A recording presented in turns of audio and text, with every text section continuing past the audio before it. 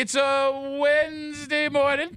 You're hanging out in the breaker, Rochester's Classic Rock 96.5, WCMF. How's it going, buddy? Pretty good, buddy. What's going on, female buddy? Doing good, buddy. 30 degrees right now, but it doesn't feel like 30. No. It feels like 21. It will get up to 37, and then we are Boy.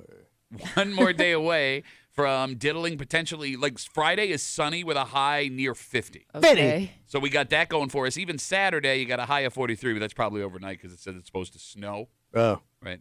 You guys, again, walk in here. Ooh, ooh. Yeah. I wasn't expecting the snow this morning. Yeah, there's that was a surprise. 2 inches. Yeah, roads are not great right now. Yeah. So if you're getting up and heading into work, as Tommy likes to say, make sure you give yourself a little extra time. And slow your ass down. And if it's cold, you Yeah. gotta bundle up. Yeah, you got to bundle up. Keep yourself warm. Yeah. I saw my daughter doing that the other day. Bundling up. All right, so the other day my daughter comes downstairs. Yeah. And she is wearing a giant hoodie. And it catches my eye because I thought that she was wearing my hoodie. So it didn't fit her. It's obviously not her hoodie. All right. So I'm ready to be like, go put my hoodie back right now. Because you know how I feel about Yes. women Yeah, stealing you're hoodies. very, like, you think hoodies are like, Sacred. They are. like a tailored suit. They are. We'll get to why in a second. Like you bought it at Adrian Jewels. So I realized that this is not my hoodie. It's a hoodie I've never seen before. Uh-oh. I go, what's up with that hoodie? She goes, it's my boyfriend's. My daughter's got her first boyfriend. Yep. Adorable. She stole a hoodie from Or her he boyfriend. gave it to her. Okay. She stole a hoodie. Whether or not he Kimmy's gave it to her. enjoying this right now. I am. She's almost like giddy. So, Well, it's cute. That's what you're supposed to do when you're a teenager. That was my daughter. all right. No, that's not. Put a hoodie on my daughter. Put a ring on it first. But that's not what bothers That's him not what's here. bothering me. That is not what's bothering me. All right, but it's not fine. your hoodie. What do you care? All right. So here's the thing. To your Is point, it the wrong Standing team? up, he's standing up for hoodies everywhere. is that I'm what it standing is? up for men is what I'm doing. Right. To your point, we have talked on the show before about how awful women are stealing men's hoodies. And the reason Tommy doesn't feel this way is because Because he's never had a hoodie. Well, no hoodie, Kimmy, he wears fits any of the women that he's ever dated before. Like your wife is a beautiful woman. Yeah. You're so small, she could not put on your hoodie and It feel wouldn't be comfortable. oversized, put it that way. Although it would have enough room in the chest. So I've talked on the show before about how the amount of amazing hoodies that I had in my life that I do not have anymore because a woman took them from me. They you walked, think okay. you think that you would still have hoodies Yes. from high school? I still have hoodies from high What school. would you, You do do? with Yeah. those hoodies? I wear them around the house. No, you don't. They gotta I do. be raggedy. I do. That's They disgusting. are. No, they're not disgusting. You wash them. There's No, some. but they gotta I'm be surprised like you still just- fit into them. Like, I get like wanting to keep one or two things like that just to have as a keepsake, but like, how many hoodies do you need from high school? Like, do you have your fat boy hoodie? Yeah, that's what's great about a hoodie. Is it? But Be, would they like be draped on you now? it's a little bit Be oversized. like your boyfriend gave it to you. His boyfriend hoodie. Look, my shoulders fill it out, baby. It goes a little long, but it's got enough space. Look, the point I'm making is Yeah, what's up? I am passionate about women taking hoodies from men because even to this day, my wife, I will buy a hoodie that I love. But it stays in your house. No, but it's my- not like it disappears. No, it does. No, it doesn't. Kimmy, my wife will take the hoodie. What happens to it? And then she puts it somewhere where I can't find it. And then all of a sudden she comes downstairs and she's wearing my hoodie that I've been Like looking hoodie for. purgatory? It really is. God, it makes me so mad. So what is the issue with your daughter and this hoodie? Then? So I see her in this hoodie, and she goes, it's my boyfriend's hoodie. And all of the emotions and anger that I am spewing right now starts bubbling up inside me. And I go, no. She I goes, mean, no, what? No. You give it back. Go give that hoodie Oh back to my your No, you boyfriend did right not now. I say said that. that you need to give the hoodie back to your boyfriend. Why? And cause That would be insulting to him. I don't even want this anymore. No. I will not raise a woman who steals other men's hoodies. But she's not stealing She it. is stealing it's that hoodie. stealing it if she doesn't give it back after they break There's up. no Which way. she While won't you're- do. But while you're dating, you're allowed. I mean, like she wants to like smell his cologne or whatever boys wear now. And I that's don't know what they bothering wear. No, that doesn't. Again, you All right. keep trying to make it something it's not. Well, I don't know because it doesn't make any sense to me. Here's what it is. And you're gonna force her to give that hoodie I know, it's back, which is weird. embarrassing. Here's Yeah. what it is. It's that guy's hoodie. My It's- dad says I can't have this. Yes, because this is your property, and you say if they ever break up, she'll give the hoodie back. Yeah. No woman. I would give No. him back. Why would you want to keep it? No one- It's weird. You're not going to wear it around your next boyfriend. I agree with you, but every hoodie that I've ever given girlfriends, they've kept after we broke it up. No woman that has ever taken a hoodie has given that hoodie back after a breakup. They probably kept it because you owed them money. No, I'm holding this hostage until I get my money back. Look, to this day, Busted ass. dude, look who's talking. You busted ass. Look who's talking. To this day, I still have dreams about the greatest hoodie I ever owned. It was a. That's a thing. That's a freaking weird. I almost swore. That is a weird thing to dream about. So what made it the greatest hoodie you've ever owned? It was a vintage Buffalo Sabres classic logo hoodie. Oh, well, that's top shelf. It was soft as a baby's bottom. Oh. Right? It fit like it was made for me. Tailored. Yep. And this girl that I was dating, that I was living with, took this hoodie, and she would wear it all the time. Yeah. And we broke up, and the hoodie disappeared. It washed up on Slut Island. And like a month after we broke up, 2 months after we broke up, I had moved out. She had moved out. She had moved out of state. And I had reached out to her, and I go, listen. No, you did not. I did, yes. That's how much this hoodie meant to me. I go, look, I need that hoodie back. And she goes, it's in storage. I have the key. I can't get to it. It's in Rochester, but I'm not there. And I never saw that hoodie again. And to this day, if she reached out to me, like today, and said, you give me $200, I'll give you back the hoodie, I would give her that money. You make it sound like it's a fallen war buddy. It is. And I remember before we stepped off that helicopter, last thing he said was, I'll see you on the other side, partner. Because you're a sissy-ass pansy boy? Well, don't take it out on me, man. You don't understand the relationship I have a weird shape. between a man and a hoodie he loves. I You have don't. hoodies, You will but never, I don't. But to me, hoodies are just throwaways. and that's what stuff. I mean. That's what I mean. You will never Like understand. I don't own I've never spent money on a hoodie, like serious money. How do you stay comfortable? I'm comfortable just being me. No, you're not. You look very uncomfortable. Everything about you looks uncomfortable. Or I look uncomfortable, but it's on the No, inside. I wear my hoodie on the inside. 252 WCMF. My 15-year-old daughter, she got her first boyfriend. She comes downstairs the other day. She's wearing this giant hoodie, and I thought it was mine, so I was about to be like, take that hoodie off. And I realized it's not mine. I go, where'd you get that hoodie from? She goes, oh, it's my boyfriend's. And because of all the passion I've been speaking with about women stealing hoodies, I'm not going to raise a hoodie-stealing woman. I'm not going to do that. So I was like, you need to get that hoodie back. And she's like, nah, you gave it to him. I was like, no, next time I see him, I'm going to be like, yo, you should take this hoodie back. Do not trust my daughter. She will, because I know my daughter, too. If something were to happen where they weren't together anymore, she would keep that hoodie. She would 100% keep that hoodie. And that's not fair, because this looks like a good hoodie, too. Oh, it's a good hoodie. A goodie. Is it like a high school, like the team? No, it's like one of these like stylish youth hoodies. Right. I don't know that the kids are wearing these days. All right. I mean, okay, say something on it? there is. Yeah. You are bringing up an interesting point because hoodies are out of control when it comes to price. Like that could be like an $80 to $100 hoodie she has on. All right, so the brand, I've seen this on other teenagers. $100. Yes. Oh yeah, yes. easy. It's insane. I've seen this brand on other teenagers, and I have girls, so I don't know what it is. It's called. Have you seen Essentials of God? Have you seen this? Yeah, That's but what it I says on I the don't hoodie? know Yeah, what it's it like- means. It's like a religion thing? No, it's No. a brand. Yeah, it's it's like a a brand. religion. Well, it says God. got It says God God. on it. I figure you got it at church. Can we Google Yeah, what it let's is? Church look. swag. All right, thank you. No, man, like the other thing about women, they never pick your crappiest hoodie. Well, why would they? How much? Is it Fear of God or Fear is of it God, yeah, that's Fear the of one. God Essentials? Yeah. $120. God damn. Yeah, go give that effing hoodie back. My whole tracksuit costs $40. No, we know. And it's nice. No, we know. Look how nice no, it yeah, looks. it looks really good. Yeah, it looks really good. What? Whew, Is that why you have that rash on your neck? not expecting that. Was it getting bad? I have literally 20 junky ass. Were you like 20 hoodies? Oh no, just 20 junky ass hoodies. Then I have like a rotation of like 15 good hoodies. Where do you keep all this crap In a in big- your In house? piles, remember he found out? He No, doesn't- no. I thought you said you keep it Hold in on. piles or around your I dresser. have Oh, yeah, my- you do, right. My good hoodies I keep in piles. My ratty hoodies I keep in a bin for ratty days. For Ratty Day? Yeah. Let me get out my ratty bin. Yeah. What is Ratty Day? Well, no, I'm saying Where like, he's going to eat a lot and doesn't care if he spills on it. that's exactly what that Right, is. okay. No, but my wife, if she wants, because she's when my wife steals my hoodies and hides them, her argument is I want to be warm. And like I have 20 ratty hoodies you can pick that are super warm that will keep you. But no, she only goes for the most expensive and best hoodies. So do these hoodies that are the ratty hoodies, Yeah. do they have stains on them that just don't come out? Some of them may. Yeah. You wear those? I don't wear them out of the house. But once I get someone with a stain that ain't coming out, I'm either tossing it or I'm going to use it in the yard. But that's the same kind or of thing. clean the grill. You're using it in the yard. I'll use it sitting around the house. I'll use it There's going a outside big and playing with the difference. kids. I'm in the yard because I'm going to get filthy. Oh my God! I don't get filthy sitting around my house. You're such a bitch. Who are you? Thought you were a man. Call yourself a man? I'm a refined You're gonna be a gentleman. man! I'm a very Renaissance man. Renaissance. You're not even allowed at the Renaissance Festival after that incident. 252 WCMF. More Well, they men. call them winches. finally, men that understand. What? Chris writes, Duffy on WCMF. Is this fat Chris? He says, Pat, you are right. I had an ex who's married now, still has a hoodie of mine from high school, wears it in front of her husband, and it has Ooh, my that's name weird. and They're probably number doing on it.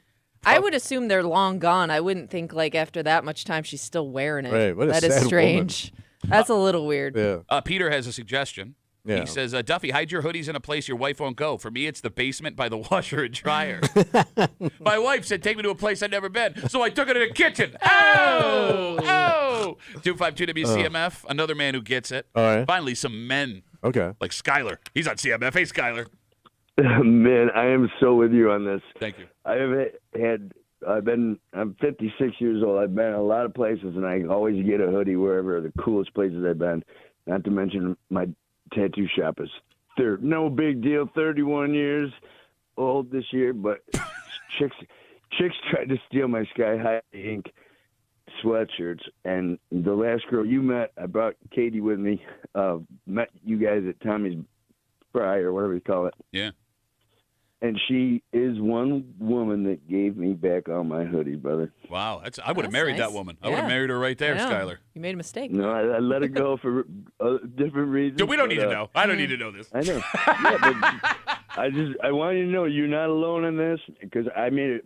I was so adamant. I was like, every time she steal a hoodie, I'm like, no, because I don't know if this is the last time I'm going to see you. Give me the damn hoodie. Amen. Skyler, Yes. Skyler, you get it, buddy. But Thanks for the call, man. Have a good rest of the day. Wouldn't it alarm you though if she gave back your hoodie? Like, not sure if this is gonna work out, so you should take this back just in case. No, because the hoodie matters more than the relationship. Okay. Well, There, I said it. all right. All right. Kimmy, like you sit here all nonchalant and funny about this. Your husband feels the same way I do. I promise you. Maybe I don't know. My promise you. husband though is like not attached to those things. Like there are some things I'm like, what? That doesn't bother you that you don't want to keep this? He'll throw out stuff from high school, college. Okay. It's really strange. He has no attachment to that kind of stuff. It's not even about what's on the hoodie. It's Yeah. the feel and fit of the hoodie. Okay. That's what it is. Yeah. Right? Like this, I'm Yeah. wearing a hoodie. I love this hoodie. It has nothing on it. It's just gray. I got it at Marshall's, but it's a very comfortable, well-fitting hoodie. Sharp looking hoodie, man. It's not. It doesn't even That's look like a on it. Saturday night. We going out, baby hoodie. I do have This Saturday date night hoodie. I do have date night hoodies. Date night. There hoodies. should never be a date night hoodie. No, there are. No, it's kind of it could be a fancy thing now. Thank you. It's I've not seen though. It. No, And even your boy there it on is. 13. Are you talking about Hot Takes Dan Fates? He's your boy too. He's on your show. No, but he wears a hoodie and then a sport Yeah. coat I know. It's a over it. thing. I It's a know thing. that this bothers you, but it's a thing now. He looks like a confused Russian. That and more till Yep. 10 o'clock this morning here in the break room on CMF. We have a dynamite. Hold on to your hoodies, boys. Got a break room for you here on CMF. It's Wednesday. You know what that means. Oh, we're going to do a little hate. Yep, Hate Mail of the Week, just after 8 o'clock. This information we gave you 2 weeks ago should have been great information. Okay. Something we all celebrated. And it came from people who know of what they speak. They are the Okay. ones that are out there, protecting our community and Okay. taking in all these This crime is good. statistics. Yeah. And the second we did this story, when we were done talking, we got bombarded with Facebook message, Instagram DMs, all of these emails and Yeah. letters telling us that we were wrong. Like this information that we had, we came up with ourselves. These are people that support the police department. They back the blue. Okay. And after this break, essentially called all of the police officers in this town liars. And one man who wrote us a letter, Yeah. put it perfectly, at least according to people like this. He doesn't trust these numbers. Yeah. The numbers from before when he was a kid, those numbers must have been Okay. totally fine. But there's what's now, Tommy. We'll get to it just after 8 o'clock here in the break room on CMF, plus a whole bunch more. But first, Tommy. Yeah. Hell of an incident at a Wegmans on the east side yesterday. Did you see this? No, I don't think so. So here's the thing. When this was breaking, it looked like it was a very, very scary and dangerous situation. Yeah. Now, although this does sound very scary, it turns out it was nowhere near what people thought it was. Oh, good. And Kimmy, the fact that both of these men left without saying anything Yeah. leads me to believe that maybe both of them thought they did something I wrong. agree. Okay, we'll get to it next here in the break room. Let's see you back.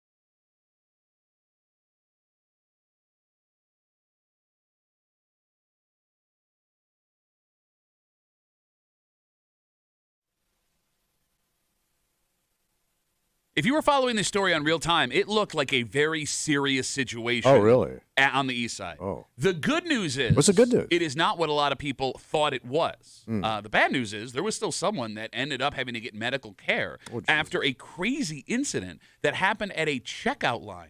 Wait, at the checkout line? At an east side Wegmans. How could that go bad? You're hanging out in the break room. Rochester's Classic Rock, 96.5. WCMF, just after 6:45. You know, we make the mistake a lot on this show when we have crime stories of assuming the gender of somebody that does certain crimes. Well, they kind of screams it. And in this case, the gender of this suspect does not match the crime they may have committed, which might be why this person was able to, if they're guilty, get away with what they allegedly did. All right. And we'll get to the story just after 6:45 here in the break room on CMF. This story comes to us from the Wegmans in Penfield. Yesterday, around 3 o'clock in the afternoon, a fight at the checkout line led to someone getting cut across the face with a sharp object. At the checkout line. At the checkout line. According to police, quote, 2 people got in a fight at the checkout. One of them was cut in the face by a, quote, sharp instrument. God damn. So man. as this was happening, I guess it got out on social media. Maybe there were eyewitness accounts. It sounded like initially there was someone at Wegmans running around cutting people. It sounds scary at first. Yes, I want to be clear. That was not what the case was. Okay, this was just a random on one person attack. You got it. According to police, it ended just as fast as it began. Story on 10 NBC says both of them left separately before authorities got to the store. Wait, so the dude that got cut Yep. Yeah. left? Yes. They had to track him down. So, yeah, they managed to find him. That's weird. The victim of the face cutting was located when he brought himself to a local medical facility for non-life-threatening injuries. Authorities say they still don't know what happened. They don't know what the suspects' relation to each other are. Wait, so the dude that got attacked ain't talking. Apparently. As far as we know right now, they don't know what happened. That is They both badass left. crazy. Yes. Yeah. They do say it was an isolated incident. There was never any threat to the public, and the investigation continues. All right. So there's a lot of questions here. Yeah. Let's start with 252 WCMF.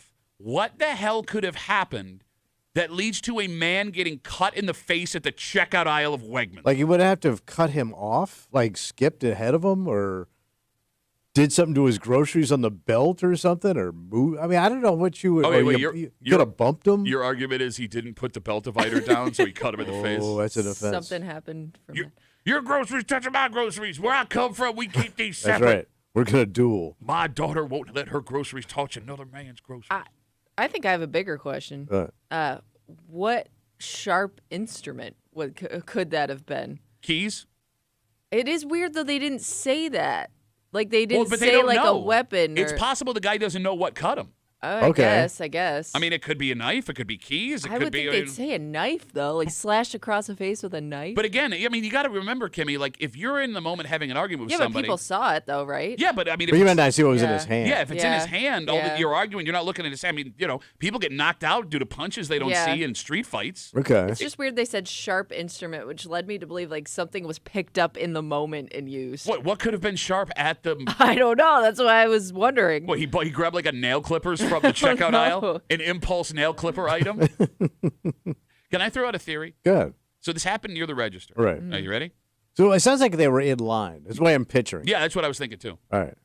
Somebody had more items than allowed at the 7 items. Well, that's your No. beef. No, I'm That's a telling you you right because now. you There's freak no way. out. Those signs exist for a reason. You're not special. Either put some items back or get a different line. And I've if you don't never want to, seen slash, anybody- slash, slash, slash, slash. Have you ever seen anybody actually say something though? Like I've seen people annoyed, but not even annoyed to like count it out and say get in a different line. Because No. I push the limit all the time. And I've wanted to slash you for years. No, Kimmy, I've never seen anyone actually say anything, but No. I've also never seen anyone slashed in the face at a Wegmans. So there's a first time for Okay, everything. all right. Right?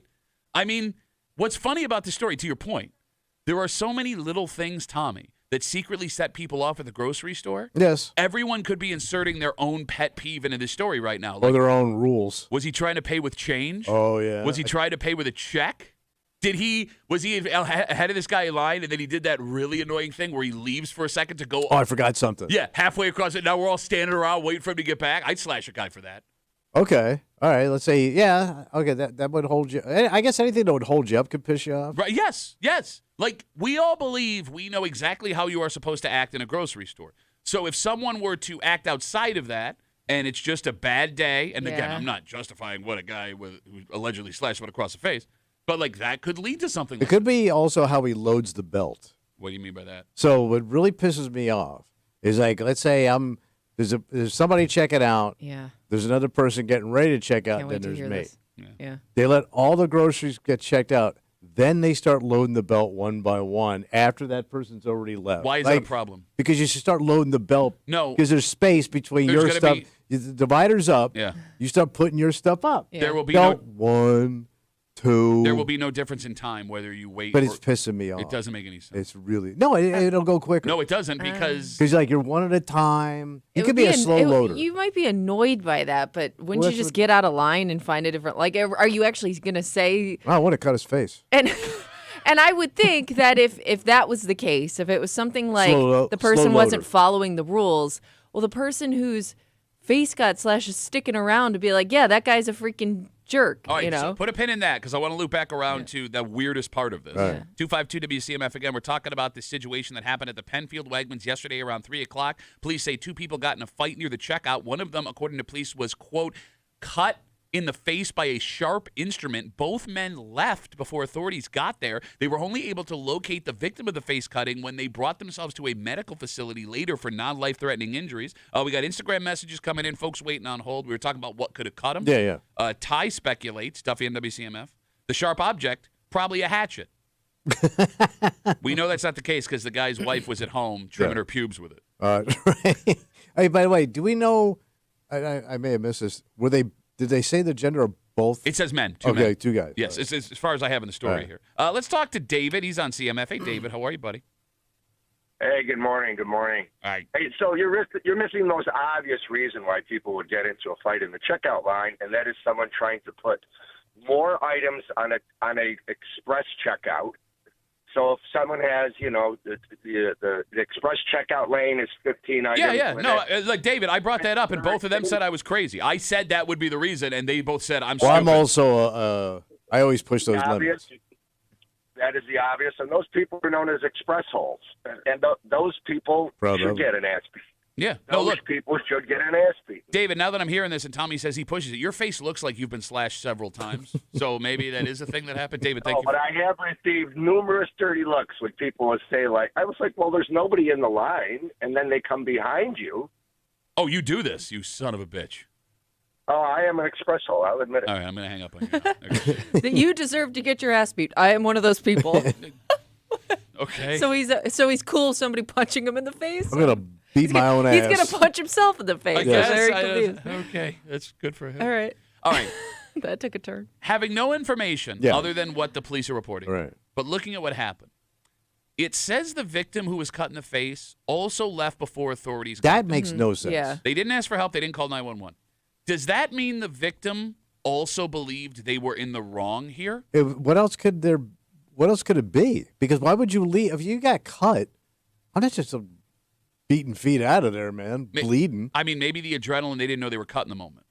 You would kind of know if you're bleeding. No, from the face. Look, Yeah. I will say this, not to be that guy, having boxed before, when your adrenaline's going, you could be bleeding out of the nose until you taste it. You don't understand. Like, if the adrenaline is cranking, you could be cut, just thought you got punched, get to your Okay. car and be like, oh, God, I'm bleeding. Right. It seems kind of weird. But even if he is But no, bleeding, but like somebody would. I mean, even if you got into a fight yeah, Yeah. and you were assaulted, why would you leave? You would don't call know. the cops. I it agree with you. Doesn't make any sense. So you're that doesn't make any sense. If somebody assaults you, you're going to want retribution. You're going to want the cops to You're a bitch, though. Like, Yes, I am. I mean, for you to sue. unless I'm unless, suing. unless you were just like embarrassed and wanted to get Right. out of there, because I could see like even if you felt like you were like a victim here, but like I don't. Everybody's standing around and watching me right now, and now I feel funny. Like I just want to get out of here. Well, you're also bleeding all over the floor Right. potentially, yeah. right? Like you don't unless wanna be, unless it was like a minor cut and you didn't realize it. Well, but they ended up going to like an urgent Yeah. care or an ER or Yeah. something. So the other thing I could think of is it had nothing to do with the groceries. or if they just exchange words Yeah. or insults. Because we don't even know if they know each other. I mean, if they know each other, this would also make more sense. If there was a previous issue Right. between them. They were just exchanging, words. Well, because think about this, man. We talk about how Rochester is a small town city. Oh, yeah. Even smaller when it gets to Oh, suburbs. yeah. You run If into that's, people all If the that's time. your Wegmans, you probably see the same people coming through at the same time every day. What I'm getting at is, if you have an issue with somebody Yeah. that could lead to fisticuffs, you're going to run into that person Yeah. in a Wegmans Yeah, if you you are. live in the same town. Yeah. It's actually surprising stuff like this doesn't happen more around here. Yeah, you're right. Because you run into people you don't like. Exactly. And I think everybody has someone in their life where you could see yourself coming to blows with them if the wrong thing was said at the wrong time. You're laughing. I'm not kidding. I can think of 3 people where if we bumped into each other, we're forced to stand next to each other. The person says something. I could see it happening. Wow. I wouldn't be happy. You're going to run into the old show. That's weird. They don't even know who you are anymore, man. They're so successful with all their podcasts. Yeah, they are. They don't even need you. But the people they get, it's amazing. We're talking here about a sharp object cutting this guy's face. Yeah. We're assuming there's a knife or a Yeah. hatchet or something like Well, that. let's put hatchet away. Bobby brings up a valid point. Oh, Bobby. He said it could have been a big-ass ring. Oh, yeah. All right. You get punched or slapped with an open hand, a ring could cut you. Are guys wearing that Guys kind of Italian? jewelry, though? I mean, Going on big Italian rings? could be a class ring. Do people still wear class rings? I hope not. I mean, if If you're an adult wearing a class ring, that's sad. you've got a tungsten wedding ring, you catch the wrong edge, that can cut What you. the hell is Could a it? tungsten It's wedding that ring? really Yeah. hard metal ring. They're very popular Oh. with like millennial guys. But that wouldn't cut your face. It just leave a mark. No, Yeah. you could if you I catch mean, an it's edge got like on it's it. got like edges. Well, I to it? mean, Is it sharp? again, it doesn't have to be sharp if it's hit with enough guess. All right, force. all right. Yeah. Rip your face open a little bit. Kellyanne writes us, I think this is the most accurate statement of this discussion. All right. She writes, if this happened to Tommy, he would have ended up sleeping with him that night. Well, let me fix your face wound. You hear this story, you assume it's 2 men that got in a fight at the line Yeah. at Wegmans. Yeah. And that was correct, at least according to the story. This next story we're going to talk about, the gender does not match Oh. what the charges are. And here's the thing, even the charges are weird because these things were stolen. But the person they found them with is not being charged, at least as of now, with Okay. stealing them. All right. And that may be because you would not anticipate someone at this age of this gender being able to do what would require all of these things to be in this place. And it's possible, Tommy, that could lead to her being able to pull this off easily. Oh. And we'll get into the whole story next here in the break room. Let's see you,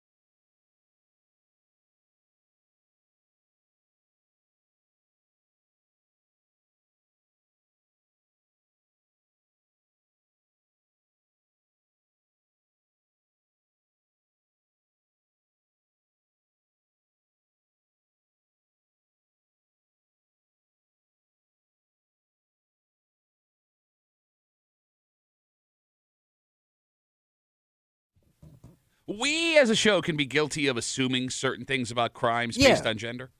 And that's wrong. Because maybe this story is proof that the least likely suspect would also be the most dangerous suspect. Wow. Because no one would expect a woman of this age to be able to swipe all of these hot items. Is she old? No. Oh, you say age. And that's what's, yeah. Oh.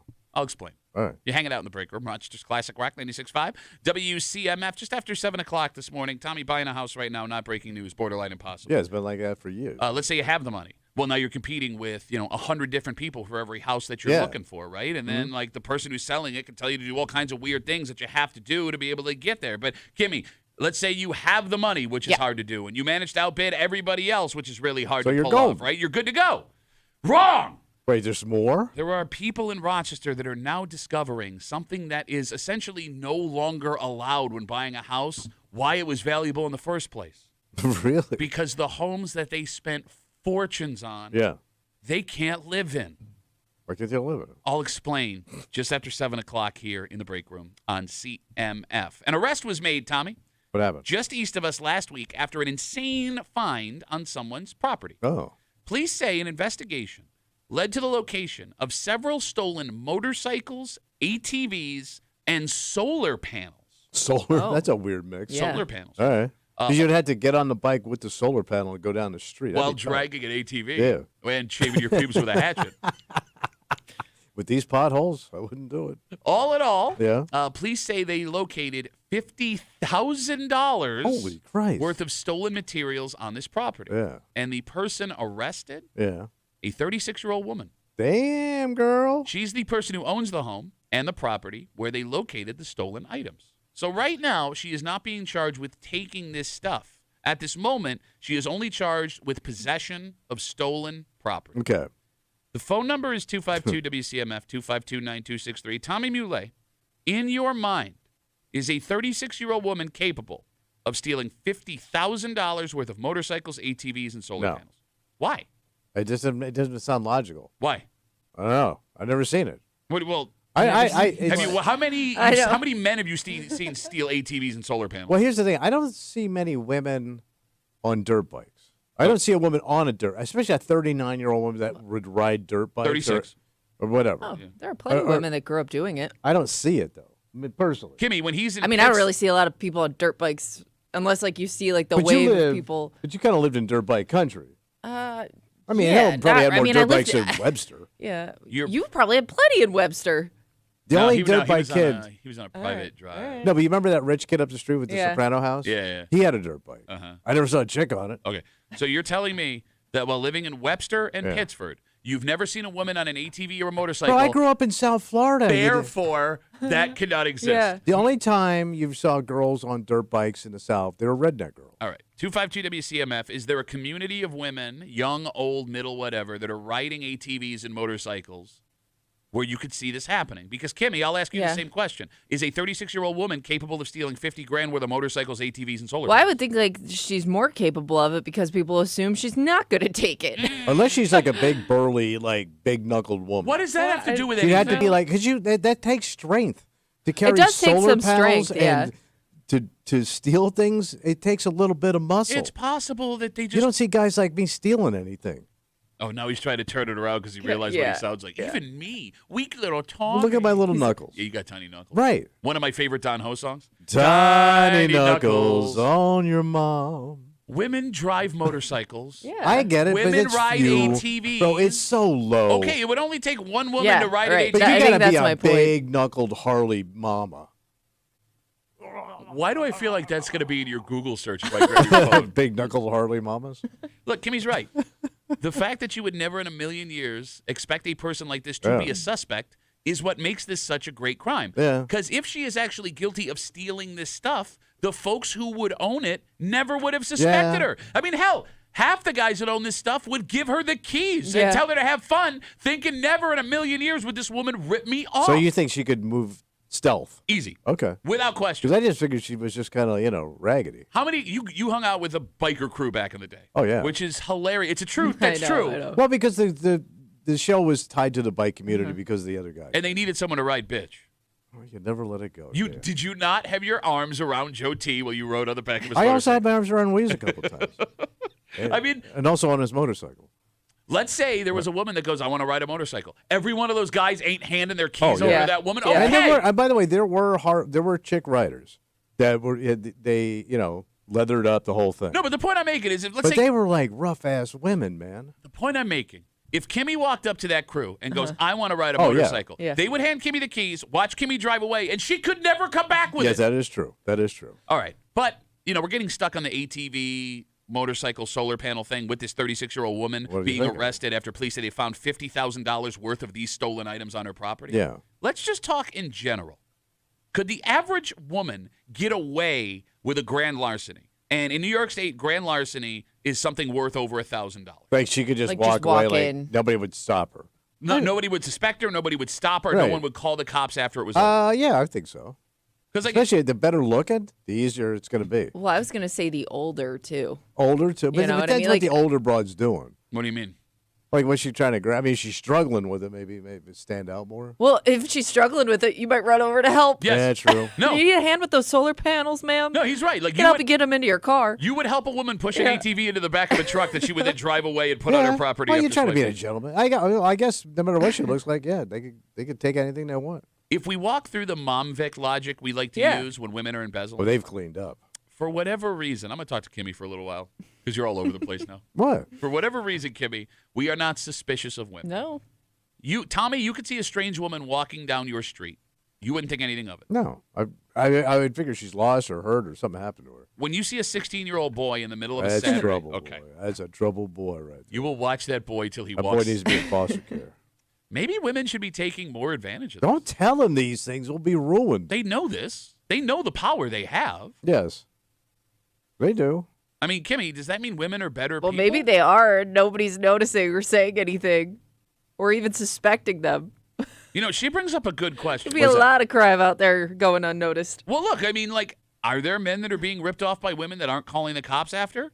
You don't want to look like a bitch? Or they are calling the cops, but the women just aren't getting caught. Okay, but we would see the stories of that Maybe. crime happening. Like, Uh-huh. I would, Kimmy, argue that it is more likely that men are getting ripped off by women and not reporting Yeah, it. that's Because possible. of shame. Well, Yeah. there's the Because you sh- look stupid. There's the shame of it because, guys like you be like, oh, you got ripped off by a 36-year-old woman. There's also, you don't want her to get in trouble because you have this feeling like when mom Vicks get busted, you don't want to see them go I to feel jail. bad for the broads. I do.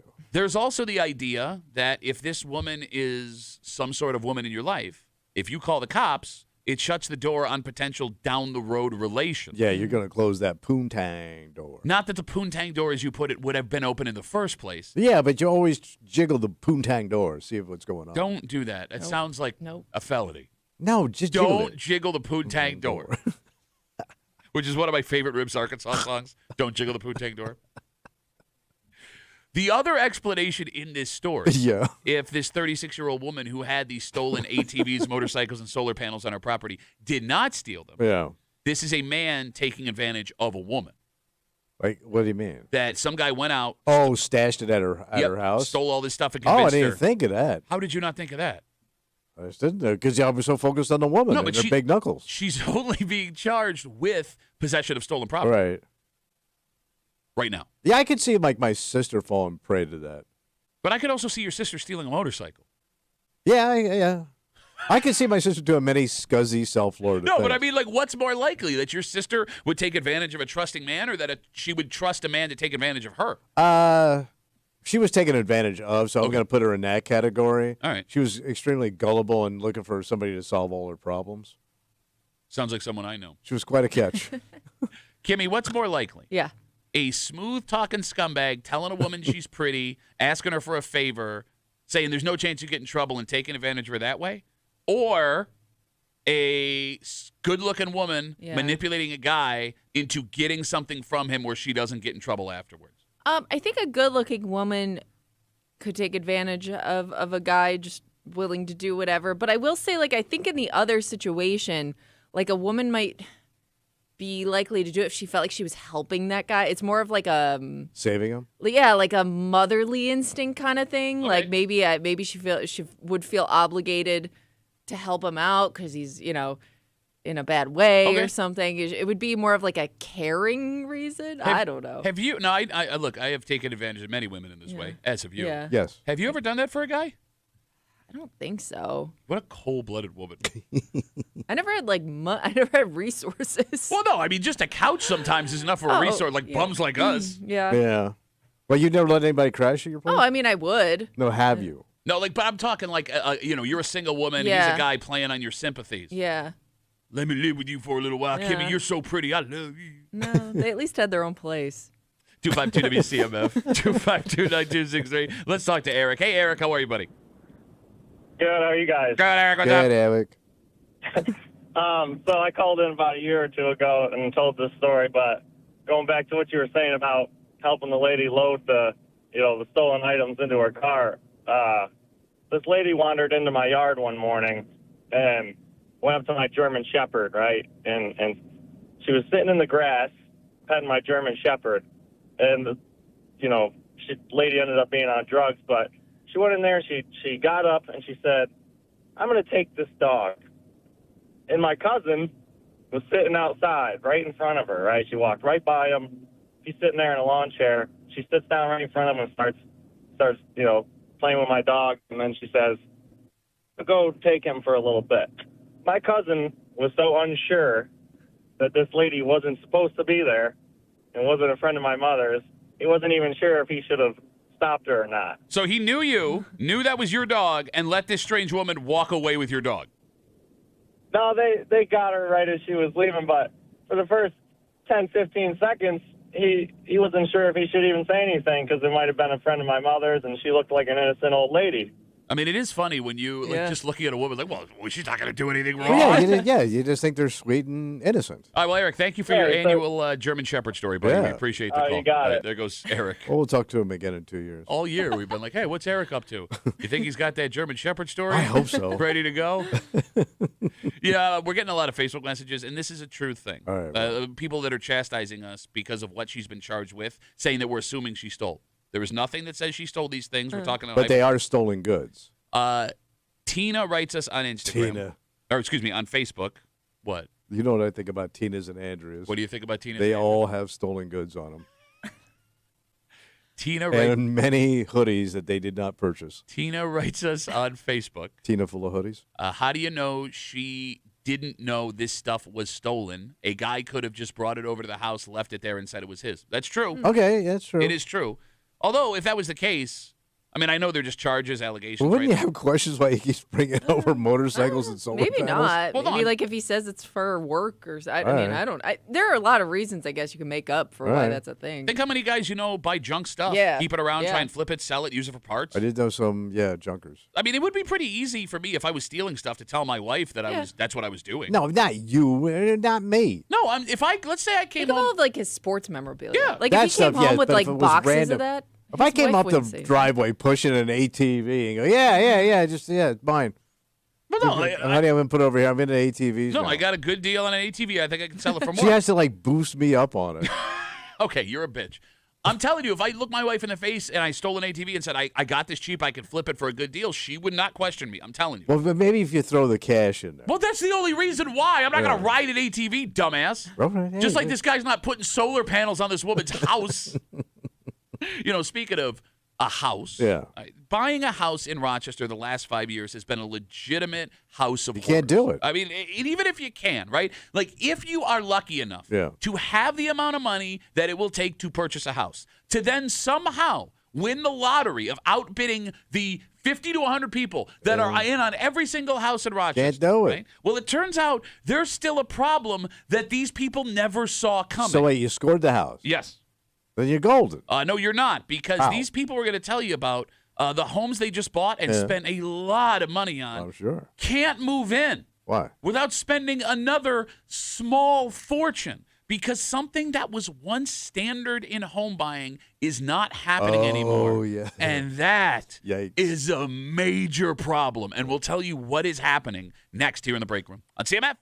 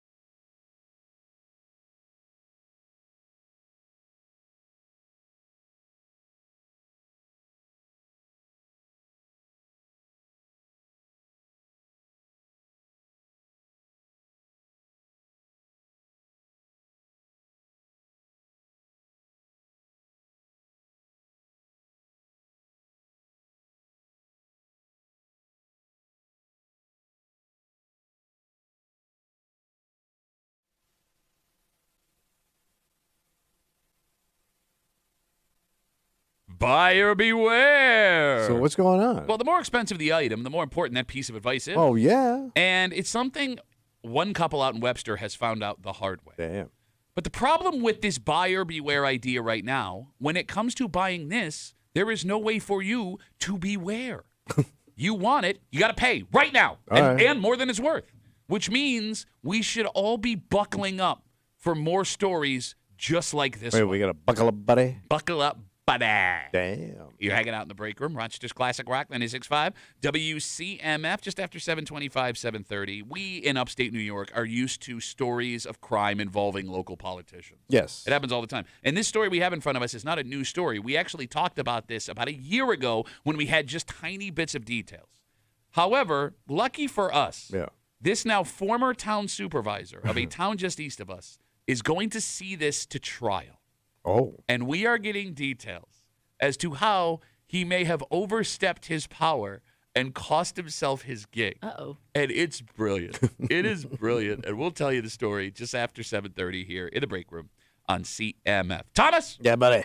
A couple on the east side are facing serious issues after what should have been one of the happiest moments of their life. What happened? Mike and Aaron just bought a home in Webster. Oh. And it was a big-time celebration because, like most people, they had been having a really hard time buying a house. Yeah. They had to bid tens of thousands of dollars over the asking price just to get the house. And it was the first ever home purchase for Aaron and a huge deal for their family. Yeah.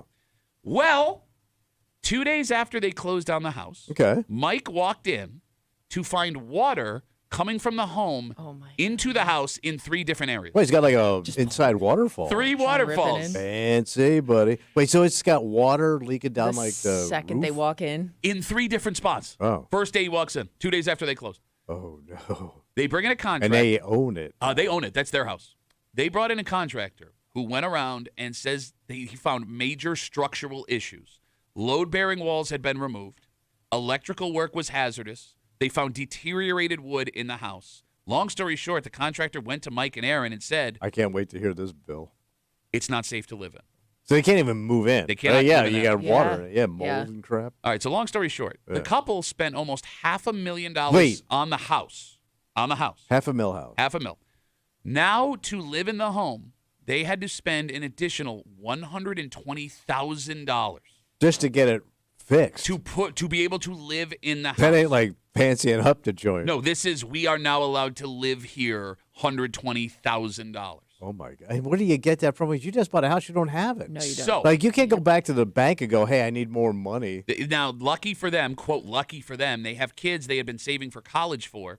They said they had to spend all of that money and then some to get this house fixed. They have no money. Yeah. Their And kids. it's all You're the house. already stretched. You got it. Yeah. And now the kids can't get educated. Exactly. Now they got to live in this house with 3 waterfalls for the rest of their life. And Oh here's my the God, what a thing. nightmare. Oh, bro, it's not an isolated problem. What? Tommy, people aren't getting home inspections anymore. Yeah, well, they were saying like people Mm-hmm. saying, "Now, just give me."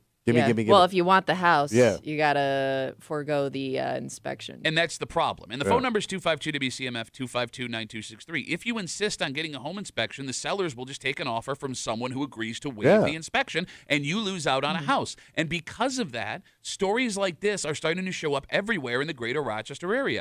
For example, what happened?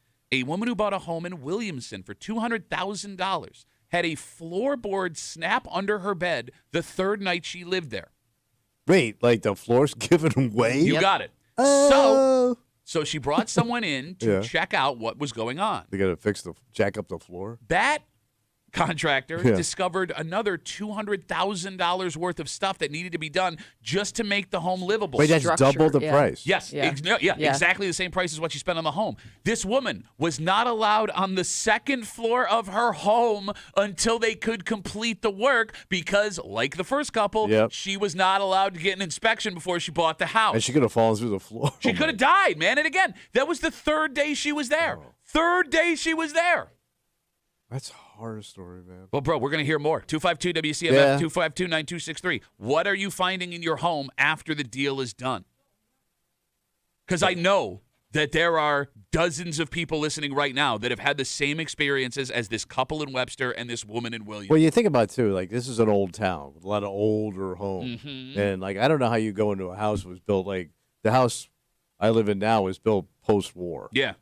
So you imagine buying that house that old and not having somebody go through it. But bro, I mean, again, I know that Like if somebody lived there for 50 years and didn't fix anything up. Look, you and I have that sensibility. Yeah. My wife and I were lucky enough to be able to get in on a house before everything exploded. And your house was fairly new. Yes, but the point I'm making is, yes, it's crazy to us that there's no inspection done, but this is how the business is now. Right. There is no more inspection. If you want a house, you can't get an inspection. If you're, I mean, maybe you're lucky if you know somebody, you could bring somebody through when you're looking at the house. But even still, they don't catch everything. And I will say, like realtors pointed things out to us that we would not have noticed on our own. So like they've gotten better at seeing things that may be a potential problem down the road. But again, that doesn't cover everything. And by the way, you would have to have a really good realtor to do that because the realtor's hurting themselves by pointing this stuff out to you. Ours was pretty good about it. Like So- I was like, I didn't know that was a thing. When I was selling my house in Webster, the realtors come over, right? And they start asking you questions because they got, and I'm like, I don't know, bro. Like Did you really not know? Or you I did didn't not know. wanna- okay. Because they said, like, okay, do you have a permit for this?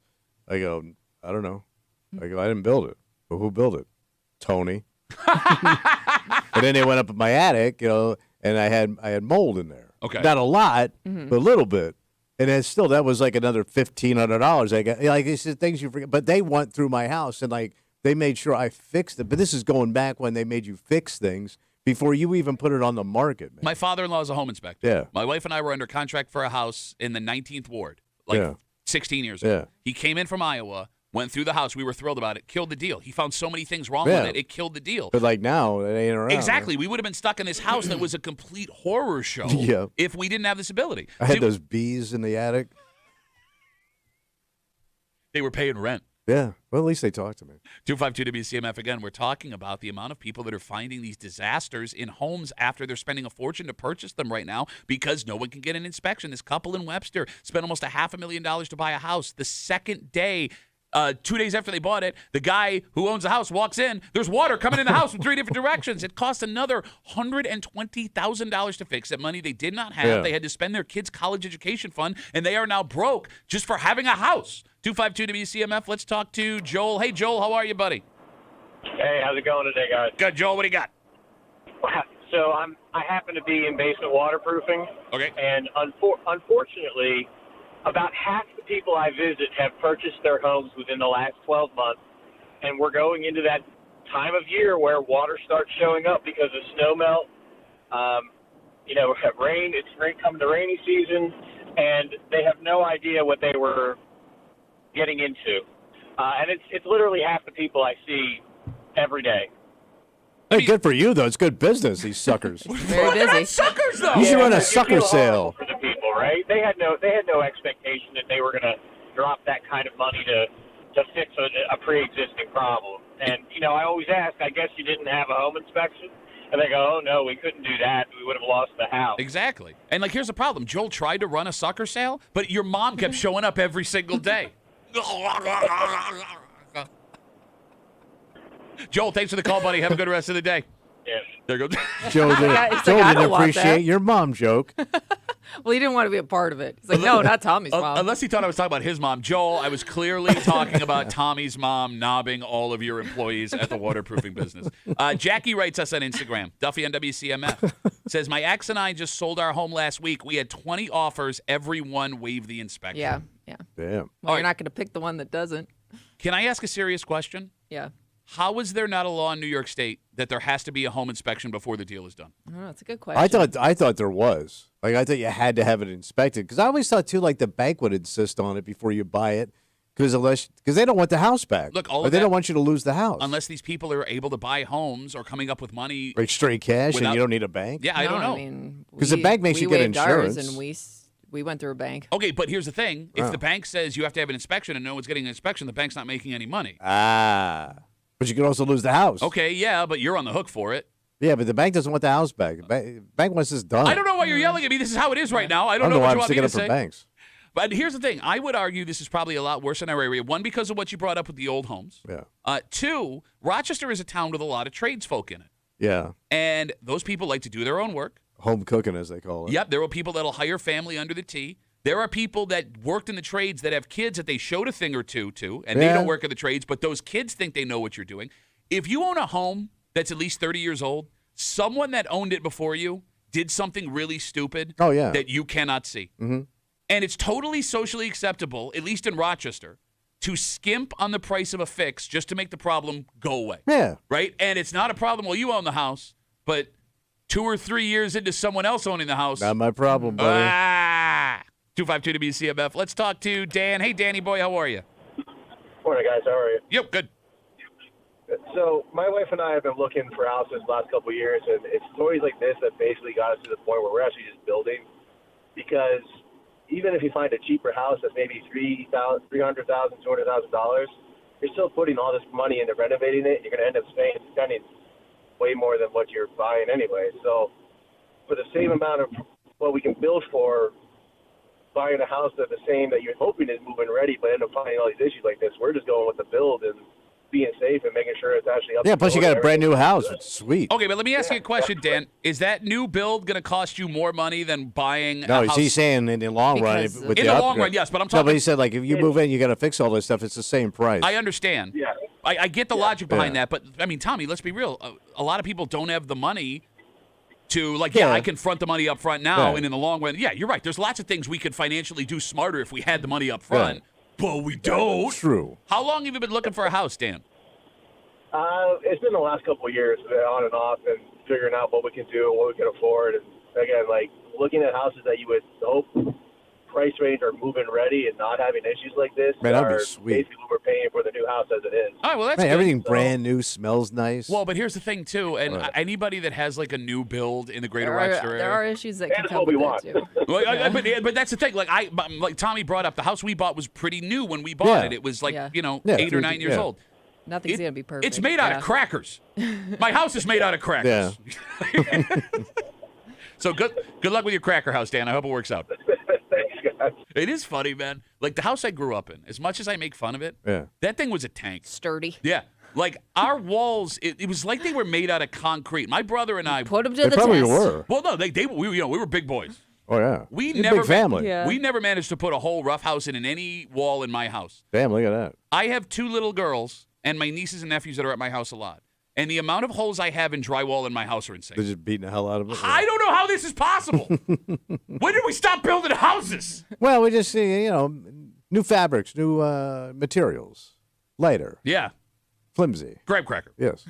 So the worst part of this whole thing, That's that. past the point that you can't get an inspection because, you're going to lose the house. Sure. The folks that bought these homes are without recourse to get their money back. So the couple that we started this conversation Well, they bought, it's Yeah. their house. Well, so here's the thing. There are things in the law to protect issues like this. They filed a complaint with the local Realtors Association, and the realtor got in some kind of trouble for that. So that happened. They then looked into suing the previous owner of the home for not disclosing the stuff that they obviously should have known about Yeah. because 3 days after we buy the house, there's It's a water little everywhere. suspicious. But this couple discovered that it can cost $25,000 to $50,000 just to get the information you would need to prove they knew the house was effed up before they sold it. And after going over the asking price and then having to spend $120,000 to fix it, Yeah. Nobody have left. they didn't have that money. No, Yeah. of course, you're drained, man. So they and then, so you're screwed. They just have to eat it. Yeah. And it's a very expensive situation here. And you'll never get over it. No. You'll never get over it because it'll always be in the back of your mind how Yep. you got screwed in this house. I mean, I guess the good that could come from this, What if is that? you spend the next 40 years in that house, Right. Yeah. you got your money's worth. Yeah, Even but you could have spending gotten that the with extra but you also could have done that with a nice house that doesn't have water inside it. You know what I mean? Ideally. That's kind of what you were signing up for to begin with. Yeah, if you stay there for 40 years. Time heals all wounds is what I'm saying. Yeah. If you make that house a home, eventually it stops eating There away you at go. Bring some love into the house. Make sure that doesn't leak. No, but you're right. If you sell this house 8 years after you buy it, that's going to bother the hell Yeah. out of you Yeah. because that's $120,000 you could have Look put. at it. You as may a not get loss. back. Yeah. Exactly. Feldman writes us, a lady Feldman, Oh, a young lady Feldman. damn. She says, my husband and I found 2 gas leaks after we bought our house. Oh. One was her husband. Both were appliances installed wrong. Something we didn't think to look for ourselves, but totally would have been caught Gas leak. on an inspection. Jeez. Thank God we caught it early, and it was Yeah. an easy fix. But you'll know if you have a gas leak after a while. What do you mean? Why is that? It'll blow up. what are people going to do? Like, serious question. What do you mean? Well, like, look, man. Like when all this comes to roost? Like the cruelty of somehow navigating. Like, we just talked to Dan. He said he was looking on and off for years for a house, and that is like the common story of buying a house. You navigate all of this stuff. Right. You get lucky enough to find a home where your bid is accepted. The American dream. You finally are able to relax your shoulders, unclench your jaw, and breathe. And then you walk into $100,000, $200,000 in repairs. Yeah. It's untenable. It's not sustainable. No, it's gonna bury some people. It's buried both of the people we talked about in this story. I mean, hopefully most of the people dodged a bullet and there was nothing wrong with these houses. I mean, to that degree, where I got to go get a $50,000 loan to fix this. Look, you said it yourself, man. What'd I say? A lot of these homes in Rochester. What are they old? They're old. A lot of these homes in Rochester have home cooking. Yeah. And let's be real, man. And just simple wear and tear over 50 years. And most people, if they can get rid of this house without having to fix something, are going to do it. Yeah. And I'm thinking. What? Oh, I mean, no. I fixed everything that was wrong. I know. You just did the, which tells me you didn't. You knew. What did you know was wrong? What did you know? Well, I knew the AC was it was coming to an end. This is the end of cold air, my friends. No, I knew like the outside unit was getting pretty banged up. But here's the weird thing, man. The guy came out and looked at it, and he turned it on. It was still running. Right. So all he said was, unit still running. Okay. So I said, am I good here? And he goes, yeah, it's still running. I said, okay. So it was good. I mean, like to that point. What am I going to argue with the guy? To that point. No, but he's doing the voice. But he's doing the voice. Whoa. It's all they do. How much? You don't need AC up here. You're man. ruining my retirement. Oh, my God. They're going to kill me. I had no money. Yeah. I had to pay out that second mortgage, bro. I love how your poor financial decision of taking out a second mortgage for drinking money. I was struggling underwater with 2 mortgages. Nobody cares about the struggle. I want to kiss you. Give me your Wait, second. Joe Namath. I mean, to that point, if you're buying from somebody like Tommy, What? even an inspection probably wouldn't save you from all those disasters. Well, no, you'd have saved like $40,000 on just batch they found. Carpet open. The whole carpet was just batch bound together. It was hardwood floors. Very strange. Thank God for local politicians. Not for what they do for us. Yeah. Right, because that's not really a thing. But the webs they seem to get themselves The caught entertainment in. value? All right. So this is a story we talked about a year ago, and it was briefly discussed because we didn't have a lot of detail. Yeah. Fortunately for us, this now former town supervisor who got himself arrested is going to take this to trial. Oh. Like he's fighting it? It seems he does not believe either A, he is guilty of this crime, or B, he did anything wrong. All right. And because he is taking this to trial, We're gonna get all the details. Yes, Kimmy, we started getting some of those details after he was in court this week with another alleged accomplice. And I'm telling you, this is one of the rare local political scandals where some people will stand up and go, this guy should not be in trouble. He was fighting for us. Oh. Being the most old guy you could be. Next, here in the break room on CMF.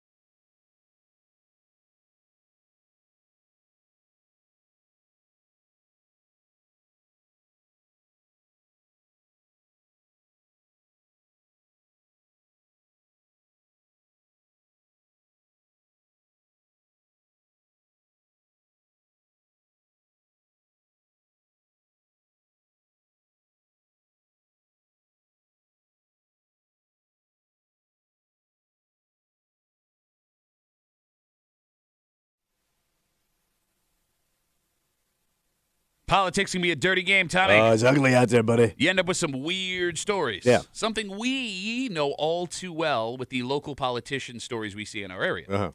This one is one of the bizarre we've heard of. And because folks accused of this crime are going to try and prove their innocence in court, we are going to get details here that we very rarely get in the weird-ass political crime scandals we've seen in the past. Nice. You hanging out in the breaker, Rochester's Classic Rock 96.5, WCMF. First off, we got something to give you. I'm going to get. Go to WCMF.com, enter for your chance to win tickets to see Dave Matthews Band July 22nd at Darien Lake Amphitheater. Tickets are on sale right now at Ticketmaster.com. He's going to have a good show. Also, just after 7:45, the NFL Combine is underway. Man, already? Yep. Well, you're getting old, so time goes fast. Yeah, it does. All of the general managers, including Buffalo's Brandon Beane, are out there, and they're talking to the media. And maybe Brandon Beane should just shut up. Well, he's still at it? Two things he said yesterday. Yeah. Where it's just like, what are you doing? We not learned anything. All right. We'll get into it just after 7:45 here in the break room on CMF. Let's take a trip out to Waterloo. All right, what happened? Couldn't escape if I wanted to. Okay. 13 months ago, the then Waterloo town supervisor and a town councilman were arrested and charged with burglary. I vaguely remember this. Okay, well, buckle up because the details are about to get weird. The name of that town supervisor, Don Trout. Oh, yeah. Yep. Because, of course, the name of the Waterloo town supervisor was going to be Don Trout. Trout's. Like, he could have not run on any platform. If you just put Don Trout's name on an election ballot, he's going to win the supervisor of Waterloo. So the two men, the Don Trout, the supervisor, a town councilman, and a woman, allegedly entered the Waterloo Highway Department building and caused damage to the property.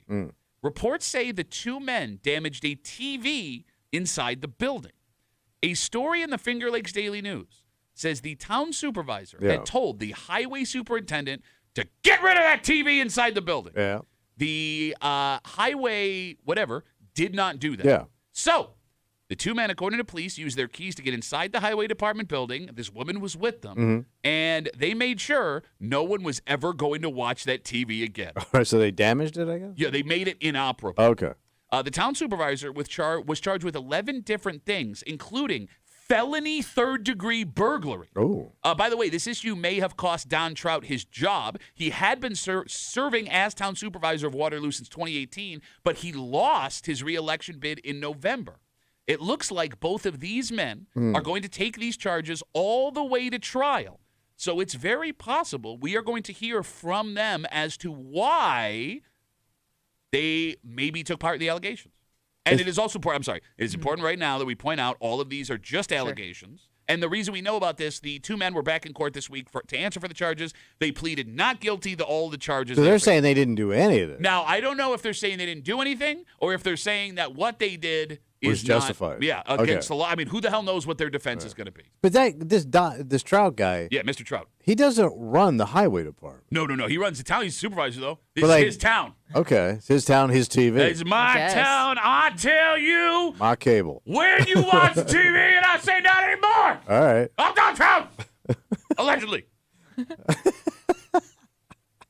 All right, Tommy, let me ask you a question. Yeah. You're a man who, because of all the movies you've watched, believe you can do all kinds of jobs you're not qualified for. Yes. If you are the lawyer for these two men, what defense, when they go to trial, are you going with? Well, you can't say it's breaking and entering because I had a key. No, it is burglary. They got him for burglary. Well, yeah, but I have a key. Just because you have a key doesn't mean that you can't. Yeah, we'll get around that. No, well, you asked me what I'm going to tell you. They're literally charged with felony burglary. They somehow got the chair. And your boss man, you're allowed to be in there because you're boss man. Well, apparently not because your boss man with a key. Okay. And you told that guy to turn that damn TV off. Just like you tell your kids to turn that TV off. Now you just can't watch no TV. Okay, but this is not his kid. Case closed. This is not okay. Kimmy? Yeah. If you are the lawyer of these two men, are you denying this happened? Or, because I would imagine there's camera footage if these guys have been I mean, there's a reason, I guess, they were accused of this. Or are you arguing, Kimmy, that these men had a right to do what they did if they did it? Well, they're pleading not guilty. They have pleaded not guilty to all of the charges. So I guess you got to figure out a way to argue why they're doing my job. That's why Kimmy's such a good lawyer. I mean, I don't. I'm here to figure out a way to make you say not guilty. The defense rests. Yeah, I guess you can only say, yeah, it's my job. Okay. I'll ask this question. Yeah. And the phone number is 252-WCMF, 252-9263. If former Waterloo Town Supervisor Don Trout and his... Would you say like it's his TV so he could do what he wants with it? That's what I'm asking what the defense is going to be, because unless they are here to argue that this didn't happen at all, there would have to be a justification. Yeah, I am the supervisor of all things I destroy. Does he have a right, if he went in there and broke this TV in the highway department, to be upset with the TV in the highway department? Does he have a right to do what he did? Does he have a right to be upset with the TV being in there, period, being the town supervisor? I guess you would have to show that it hindered work because they were sitting around watching TV, Well, right? I mean, that's what a TV does. You could always like take it down.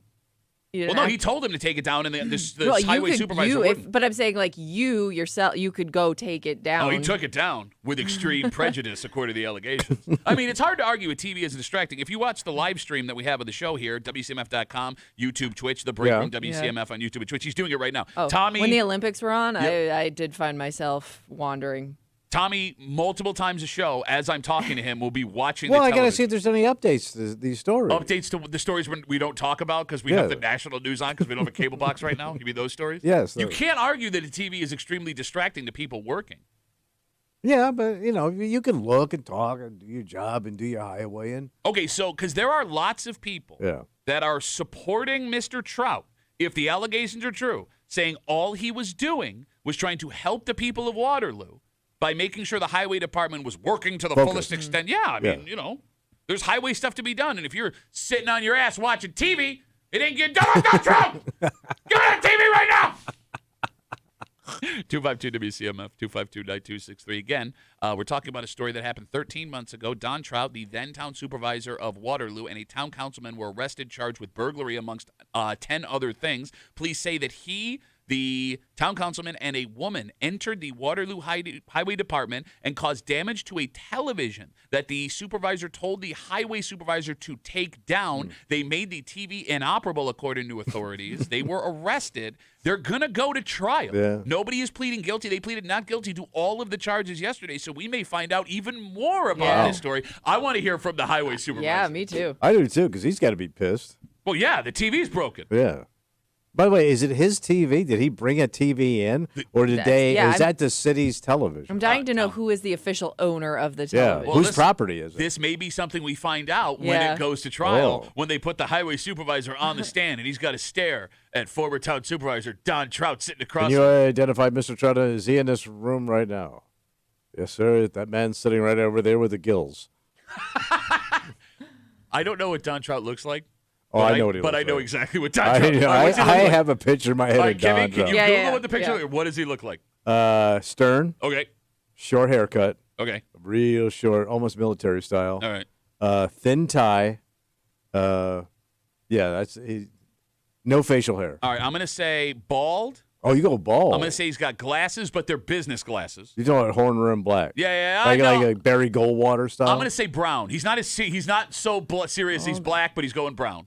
Let me make sure this is him. I'm going to say he's got a big round head. Big round head. Big round head. Round-headed trout. Yep. They're not running this time of year. And he didn't do a smile, but he didn't do a frown in his sitting photo. Oh. And he's 60. What do we got? Okay, I believe this is him. Okay. All right. And he kind of looks like a younger guy. All right, I'm coming over. Young trout. He's got like a goatee. I said no facial hair. Yeah. That is not what I expected. Not what you. Wow. He got a big head. Wow. Big old head. So is he like a hipster trout? No, he's got like that short haircut. All right. All right, let's put it this way. He owns several Carhartt jackets that he uses. What celebrity does he look like? That's not. No, none of them? No, there's not a celebrity that looks like him. He kind of looks like Ryan if Ryan was tougher, my brother. Wait, is he a chubby guy? He's a larger gentleman, but I wouldn't call him fat. He looks like big enough to So hurt he's a trout that doesn't eat fish. Now that I see his picture, I understand why I would be upset if he broke my TV. Okay. You understand what I'm saying? All right. Okay. So here's the thing. He looks like he goes by Donnie T. Donnie T. Yeah, it's a good call. I'm really upset that I looked at his picture. My picture was way better. So is mine. I wish we would have left it to our imagination. He's 41. He looks older than 41. Well, don't hurt the guy. In this picture, we're only going on one picture. Jeez. We have Instagram messages coming in. Duffy on WCMF, easiest way to get us. Troy writes us, you know Troutski was just trying to stop his minnows from swimming upstream to watch TV. Troutski. Come on, man. All right. If these allegations are true with Troutski, the Polish trout, does this story prove any person in power will eventually do something very weird? That goes to your head. Okay. His all power makes you bad. And it's almost like, well, especially Isn't over. that how it goes? All power makes you bad. No, now you made me forget the slogan because I just think I would also think absolute power corrupts absolutely. That's what you're looking for. Why'd you say absolutely twice?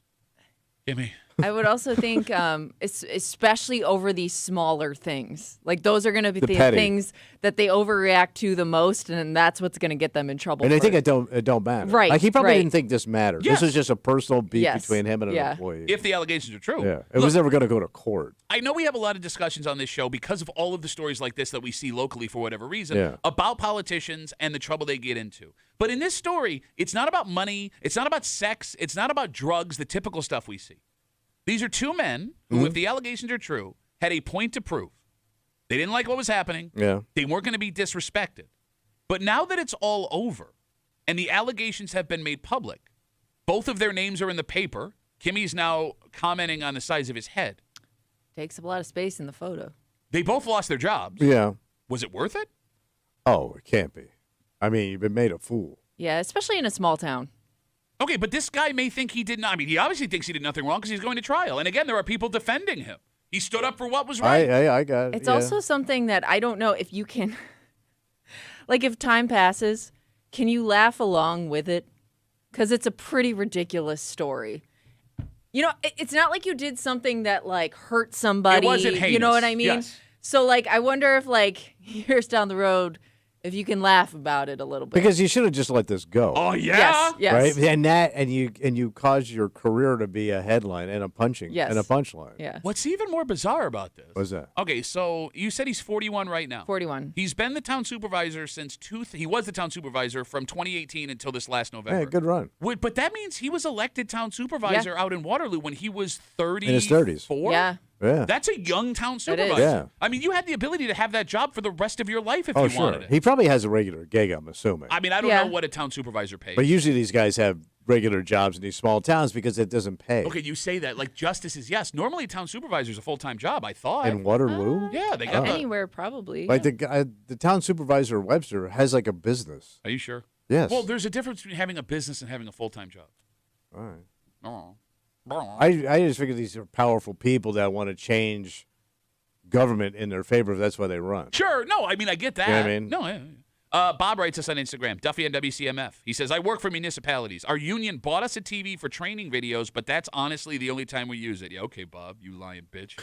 We never turn it on for anything else. I saw you. You were watching the Olympics. Okay, Steve nailed exactly who this guy looks like. Okay. Ben Roethlisberger right now. Oh! Yes, I could see it. Big Ben, all right. Yeah. That is a great Yep. call, Yeah. Steve. Yep. All right, so we sit and we wait to hear more details from the story. And look, here's the thing. I guess The mystery woman. Well, we know who the woman was. I just didn't want to say her name Oh, on the okay. radio, right? Because okay. again, like, look, we go out of our way to not name people suspected of crimes unless they are public figures. And I would argue, the town supervisor of Waterloo in this crime, he's a public figure. And the reason we try not to do that is so we don't end up having to compare them to Ben Roethlisberger at the end of the break. Yep. But here's the thing. I mean, maybe when this goes to trial, there is an argument made by Don Trout and his lawyers and this other person that you go, okay, that made sense. I mean, he may have been within his rights. I mean, it may have been part of his gig. Like, they could say, yeah, you're the supervisor. If you don't want that in there, it should have been removed. I mean, that might be the case. I just can't imagine that if he is found guilty of these charges after pleading not guilty to all 11 of them, that you went from, a town supervisor elected young, had that job for 7 years, and the day before, right, up to the day before you had this job for 7 years, and now you not only lost that gig, and who knows if this is the reason why, but you're a felon. You would be a felon if you're convicted of this crime. Like That's the worst part. It's a pretty big swing. Yeah. And you didn't even really get your money's worth. No. Compared to the other political scandals we've seen. And he's going to pay for a lawyer, too, on top of that. Yeah, I would think so. This is serious stuff. They're not cheap. No, they're not. Unless you pay them in TVs. Oh, No, well, this one's broken. No. yeah. Let's take a break. You know who should stop talking? Well, people would say us. Other than us. Bill's general manager, Brandon Bean. So he did it again. Huh? I don't. What happened to that dude? That dude was pretty cool, I thought. Yeah. Bro, so did I. Sometimes absolute power corrupts absolutely. Or makes you really bad. The NFL Combine is happening. Yeah. And before the players work out, all of the GMs, Yeah. and coaches, like, they get sit questions. around, they interviews. And, Brandon Bean took some questions yesterday. Okay. And somehow in like 10 minutes, he managed to do Come on, man. Twice. How do you not have a plan? Oh. two things. Yeah. Really? Next, here in the break room. Let's see it.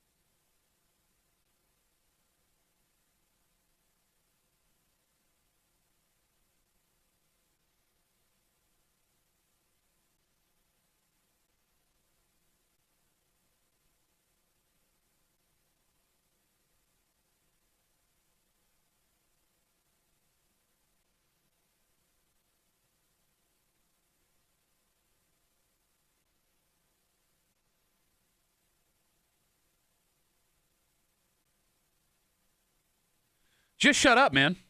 Just shut up.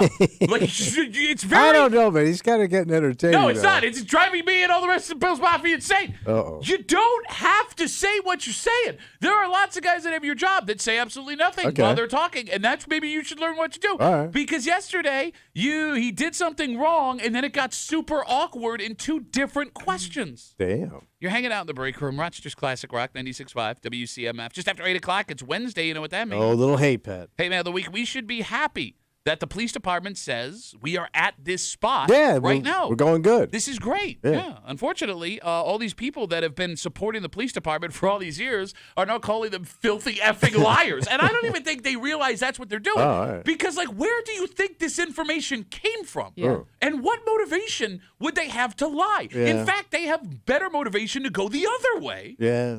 We'll get into all of it. Hate Mail of the Week, just after 8 o'clock here in the break room on CMF. So the NFL Combine has begun. And before you see 20-year-old men in very tight shorts and shirts running around, their balls bouncing.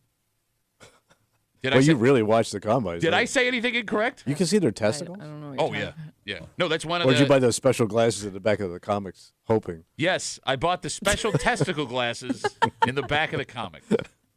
Before the guys start working out, the coaches, general managers, they give little press conferences, right. state of the team. It allows national media to ask All right. questions.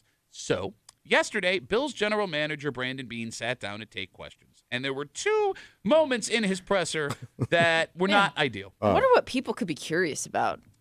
So first off, Yeah. Brandon Beane was asked again about Keon Coleman and what his role will be this coming season. Let's keep in mind, at the press conference where they announced Sean McDermott was fired, Terry Pagula went out of his way to say that Brandon Beane didn't want Keon Coleman. Yep. Right, yeah. That it was the offensive coaching staff that really pushed for Keon Coleman, so that shouldn't be on Brandon Beane. And then they went ahead and hired a guy who they said made a wrong decision drafting Keon Coleman. So Brandon Beane then began to talk about Keon Coleman.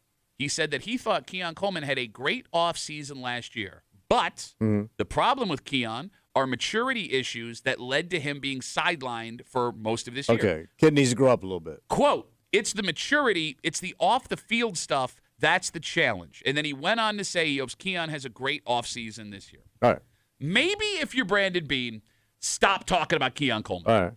Because it would be easy to deflect that question. You would, oh, he's working hard, we're working hard, we'll see where we are in a few weeks. And again, like, I just don't understand how he doesn't see these questions coming. Like, I mean, this is going to be, you're getting a whole new round of reporters, I'm guessing, at this place. So obviously, that's what they're going to bring up. 100%. They haven't heard from you personally yet. So this is what they're going to ask you about. This has been the whole off season for you so far. So of course they're going to ask you about it. Every word that general manager Brandon Beane speaks about Keon Coleman is bad. Because if you are honest about it, not only are you going to piss off Keon, which is a problem because you may not be able to move him. Yeah. By sharing what Beane shared yesterday, you could be also hurting whatever potential trade value he has. Okay. Because if you were to say, you know, it was a talent issue, well, teams may think, all right, we can bring him in and rehabilitate him. If it's a maturity issue, nobody's going to want to touch that. All right. If you say, and here's the thing, if you go in and lie and go, he's great, we love him, everyone's going to be like, well, wait a minute. What did you say a week ago or 4 weeks ago? Kimmy, is Keon Coleman on this roster opening day? I mean, I would think so. So you're yes. Is Keon Coleman I on just this don't roster? know I mean, what else. like What you- your options are? Can you get rid of him? You can't. I mean, you could probably trade him for like a 6th, 7th round pick. I mean, it's not really a. You're not going to get anything for him. You may not even be able to do that because of, you know, I mean, he's on a rookie contract, but it's still what he can do versus an undrafted free agent or a late round pick. I always assumed you were still stuck with him for at least. Could you another cut him? season. You could. It's going to cost you money. Yeah. You made a lot of money. I mean, It's not significant, but you're going to be paying him and a new guy to be there. but at least he's done. You Yeah. don't have to, you don't have to answer the questions anymore. Okay, but it's not like you have a plethora of wide receivers to But this kid ain't catching the ball anyway. I understand, but you're in a bad spot because Remember, at the end of the season, you just needed bodies out there. he caught a touchdown in Yeah. a divisional game. Yeah. Not that he's good, but that's how Okay. desperate you were. Yeah. He was a touchdown catching wide receiver. Well, are they going to go out and get guys this year? They- Maybe more receivers? Yeah, Maybe- man, his That's the goal. You better. ass is on You fire better. right now. Right. Yeah, you have to go do So something. what do you think? I don't know. I would say, like, if he's a pain in the ass, get rid of him. I think he's going to be on the roster, Oh. which is what's so mind-boggling about him continuing to talk about him the way that he does. Yeah, I Yeah. just don't think you have a lot of options. Unless you're trading him for another problem from another team, like you're going to switch problems, which Yeah. happens sometimes. At least that problem can catch a ball. Okay, but no, Well, and at least that problem you didn't talk about and crush Yeah. on a national setting. yeah, but he's also a problem. Antonio Brown can catch a football. You want that guy in your roster? He's the one that took his shirt off at the Jets game. That would be He's him. currently wanted, right? For attempted murder. Yeah. Wait, they haven't caught him yet? I don't. I think Did they did they? arrest him. Oh, they Oh. did? He was on the Where'd run they for- find Yeah, I him? thought he was on the run He in Florida, right? No, he was on the run out of country. Oh, Yeah. He left Yeah. America. Oh, was he? He was in Dubai. Yes. Did they get him, though? I thought he Yeah, was he arrested. didn't have a shirt on. I could be wrong. You're not allowed to do that over there. But here's Yeah. the thing. Okay, he was. Thank you. Yep. That wasn't even the most awkward part of the press conference. Yeah, so what happened? All right, so throughout the press conference, for 95% of it, he was very laid back and having fun, being good guy, Just Brandon chill. Beane. Yeah. So at the end of the press conference, the final question, I'm going to read you the quote. This is the question. You ready? Now that you've had a month to marinate on it, why do you think that you got promoted and Sean got fired? Oh. Bean's, I'm going to read you a description of what happened. All right. Quote, Bean's demeanor, which had been congenial throughout the time at the podium, suddenly turned straight face. Yeah. His response to that question, quote, that's a question for Terry Pagula, Yeah. Bean said. We're just moving forward. Not sure of that. Yeah. Okay. End of quote. Okay. How did you not see that I coming? don't, because Yeah. you know how, I'm sure, when somebody asks you a question and maybe you respond in a way you didn't like, you think about that over and over again and you think, I should have said this or Thank you. I should have done this. Thank you. And I would think I was after. going to say. So I would have assumed that Brandon Beane, going through that first initial press conference of, the right after Sean McDermott was fired, he had some regrets and maybe some I shoulda, woulda, couldas, but maybe not, considering he didn't have a better answer the second here's the time problem with him. around. He doesn't have a sense of humor. So, some of those coaches can take those questions and make them funny. Okay.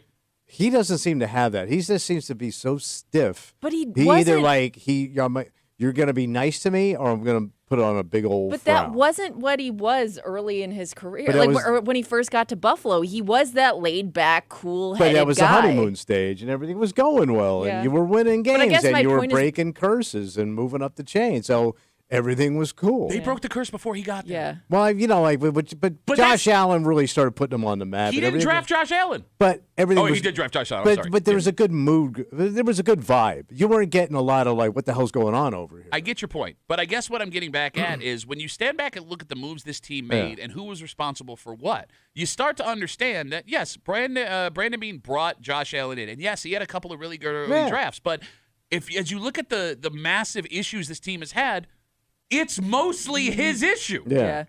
And, I'm sorry, go ahead. I was just going to say, I wouldn't think you'd be excited to answer these questions, but I would think sitting down and be like, oh, yeah, I'm going to nail the answer Yes! this time. Yes! But don't almost show your ass. yeah. 252 WCMF. Bills general manager Brandon Beane sat down at the NFL Combine yesterday to do a press conference. It did not go well again. So I think if we're talking about playing chess to be the bigger man, Yeah. after we still don't know what happened behind closed doors with Sean McDermott. No. Right? We don't know what the Probably real never story will, is right? there. Wait, how they gassed him? And why and what led Yeah. up to it and all this stuff, right? Terry Pagula says he decides in the moment when he sees Josh Allen crying that Sean's got to go. Okay. All right. We assumed after McDermott was fired that either he or his agent through back channels would float the story as to what happened, and it would make Terry Pagula and Brandon Beane look really bad, and we'd have to choose a side. And that would be his revenge. What is interesting, by not saying anything, Sean McDermott. Yes. Yeah. it's almost better revenge because everybody is now allowed to create a Yep. story in You're their right. head of what happened. Yeah, and he's not that. He doesn't seem to be that guy anyway. Look, I would understand if he felt so slighted, Yeah. why he would do something like that, even to save face for his next job. Yeah. It was not my fault. But by keeping his mouth completely shut, he's making life worse for Brandon Beane. Because if the story came out, there's no need to ask the question that finished Okay. up that press conference, Yeah. right? I'm curious if he did that on purpose. If he read the room and was like, hey, if these stories are way worse than what actually happened, I'm just going to keep my mouth shut. Okay. All And right. if so, I kind of respect it. All right. That's some petty-ass stuff right Yeah. there. I mean, he is pretty much loved. Yeah. I mean, it's hard to hate the guy. Still living in Buffalo, too. Well, he's probably got kids in school and Yeah, stuff. that's Yeah. the thing that sucks. His He says daughter, he's a kind of a solid dude. You know what I mean? his daughter's got one more year of high school next year, and that might be why he's not leaving. Yeah, that makes sense. But like, think about that, man. That guy could go make $15 million tomorrow. Yeah. And in another city, and he may be riding out Buffalo so his daughter can graduate with her I friends. mean, that's a guy. That's a good guy. And you fired that guy. I know. God. All right. I want to like Brandon B. I want to be able to look back on this a year from now and be like, it was all a big misunderstanding. Let me like you. All right. Let me like you. I don't think that's going to happen. It's anymore. not going to happen. It's all done. All right. You know who this guy doesn't like? What's that? Us Oh, and numbers okay. that we shared. We should have been celebrating this story, Yeah. right? We are safer than we were a year ago, 5 years ago, 10 Yeah. years ago. This is all very They good. got the stats. And it's coming from people who would know this better than anybody. In fact, it would be a benefit for these people to have numbers that go the opposite way, to say we need more money and we need more people and we need more equipment. But that's not what happened. All right. So, but instead of a round of applause and a celebration, we got inundated after reading this story with letters saying we were lying. Oh, We've got the letter to prove it. all right. 8 o'clock, it's Wednesday. It's Hate Mail of the Week. We do it next here in the break room on CM.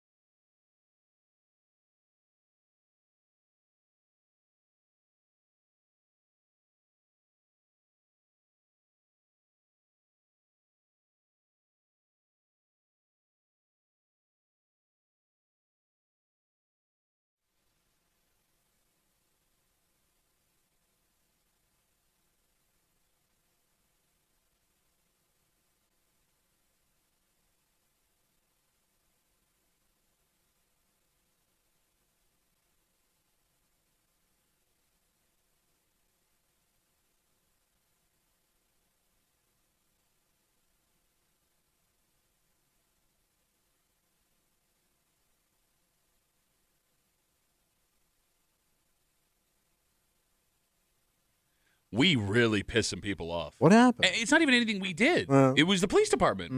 We shared the numbers that they gave everybody. It was very positive. Yes, but these numbers, which, like you just said, should be good news, have people freaking the F out, screaming this is a lie, demanding that we stop giving misinformation into a megaphone.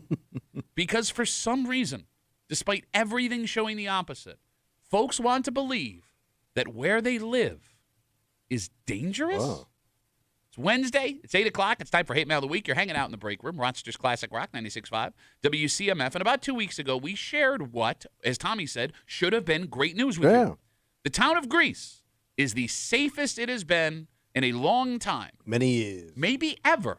Ever. The police department in Greece released their crime report for 2025. They said that their crime rate was, and I quote, the lowest it's been in modern history. All right. The town of Greece did not have a single homicide in 2025. Violent crime in general was extremely rare.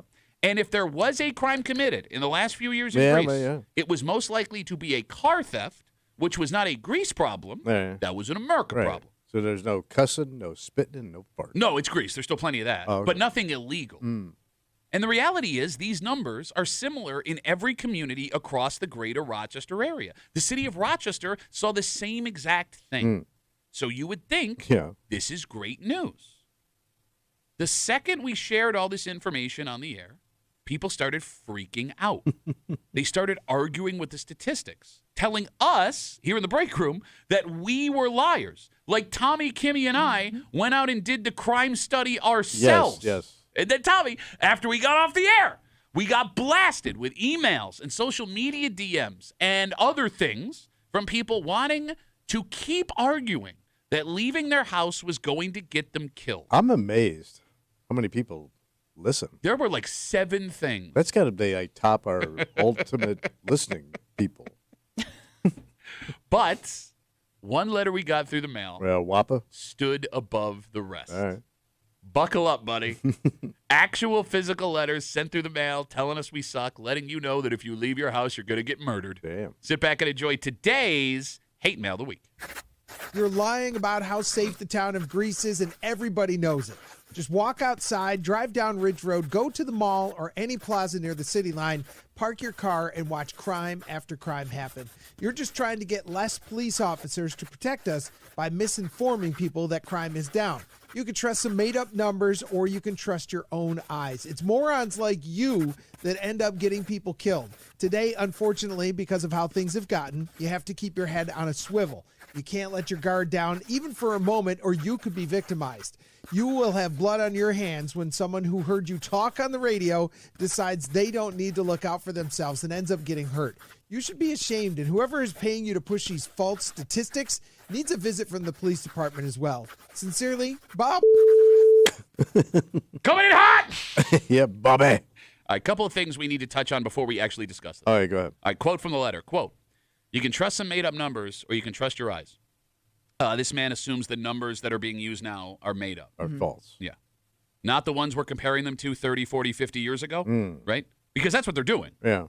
If those numbers from back in the day are rock solid, why are these ones made up? All right. If you don't trust these numbers about crime, why would you trust any crime stats in American history? Well, that's when America was good. It would be a lot easier to fudge crime statistics 40 years ago than it would be to do it now with all of the information that is currently being distributed everywhere. But past that, Okay. another quote from this letter. Quote, you should be ashamed, and whomever is paying you to push these false statistics needs a visit from the police department as well. Well, he is right. We should be ashamed of the show. That's fine. But the second part, these stats, as we mentioned before, came from the Greece Police Department. Right. They are the ones who put out this report. So, Bob, you're calling the police officers liars? Sounds like it. They're the ones that, according to his letter, quote, are trying to get less police officers to protect us by misinforming people that crime is down. Does Bob not back the blue by calling the Greece Police Department a bunch of misinforming douchebags? Because I would argue, Tommy, it would benefit the Greece Police Department to lie that crime is up. For what? Well, because it would make it easier for them to bring more officers in, get more money for their department, bullets. all of these things. overtime. It behooves police departments to put Yeah, out. they're doing it wrong. Like, if I was running that police department, I'd say, it's crazy over here, man. If they're I need more lying, money. if they're And a lying, boat. for God's sakes, man. All right. I have a serious question. What? 252 WCMF 252-9263. Because when we said the city of Rochester is safe, people, no, it's not. Yeah. When you just heard here, town of Greece is safe. No, it's not. And Kimmy, we read all those Instagram DMs during the break of people telling us we were wrong. 252 WCMF. What places do people think are safe right now in the greater Rochester area? We're safe. Where it would be safe. Where, No, it's not no, Greece. It's not Greece. It's not the no, city. no questions asked. Where is safe? Oak Hill. Well, no. But you're not allowed there. No, That's no. why it's safe. It's not safe because, remember, you got all those high-end guys fighting each other in court over an argument over a pizza recipe. Oh, that's right. Yeah. So I guess no place is safe. Look, we could sit here till 10 a.m., and I could read you all this stuff that poured in about how every corner of the greater Rochester area has become a cesspool. Does anybody listening think the town they currently live in is safe? Do you think Pittsford's safe? Oh, yeah. So you lock your door? You don't lock your doors at night? We do. Oh, you were scared? But we don't lock them in the summer, Okay. which was probably when we would be getting broken. Yep, Yeah, that's yep, a dumb probably. take.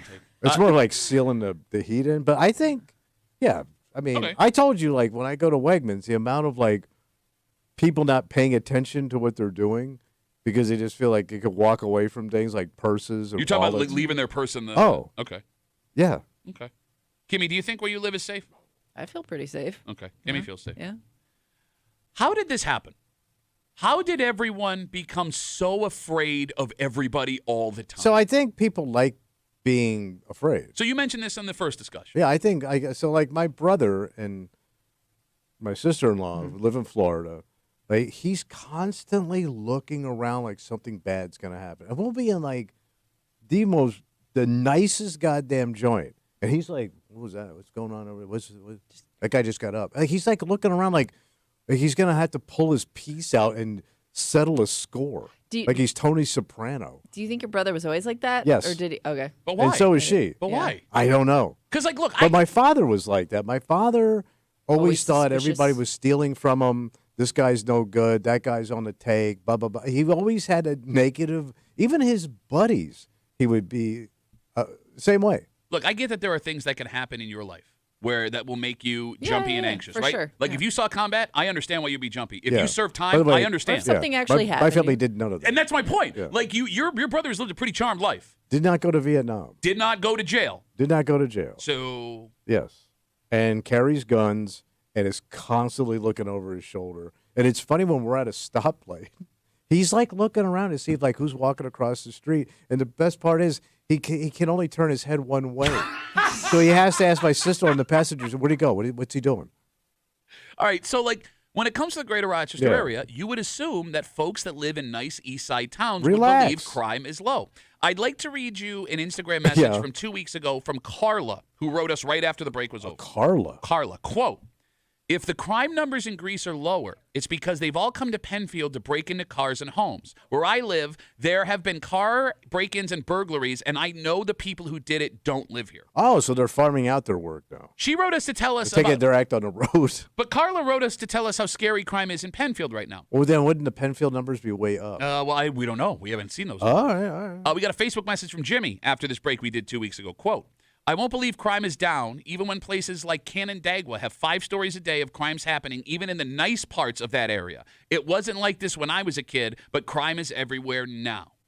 Everywhere. And there's more like this. There's Yeah. more. I could just keep reading if you wanted me to. All right. But something has become very apparent. What's that? Everyone is scared of everywhere. Yes. Folks won't come into the city because they believe stories they hear from people who also don't come into the city.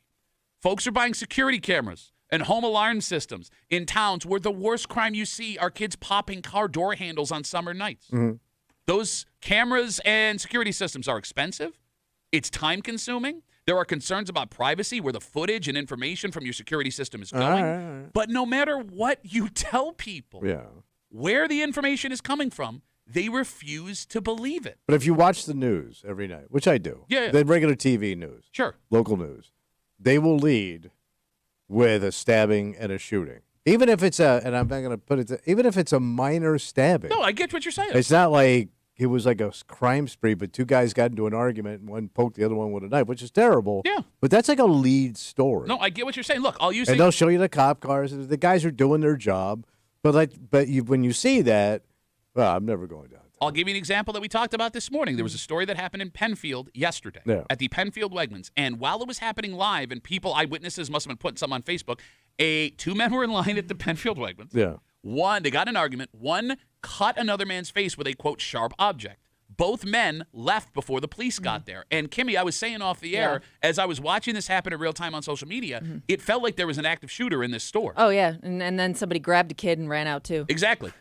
But it turns out this was a personal issue between two men that happened in a high-end, East Side Wegmans. But you would have thought that something heinous, awful was happening. Well, that's the problem with social media. It's like the ultimate game of telephone. I mean, I think that's what just amplifies all these stories to the greatest extent, because it's not even because it starts with somebody witnessing something and turns into a much larger thing a lot of the time. Okay, but I guess what blows my mind about this, again, Hate Mail of the Week, 252 WCMF, a guy named Bob writes us and tells us that we are being misinforming. We're giving misinformation. Yes. We're lying, and we're being paid by someone.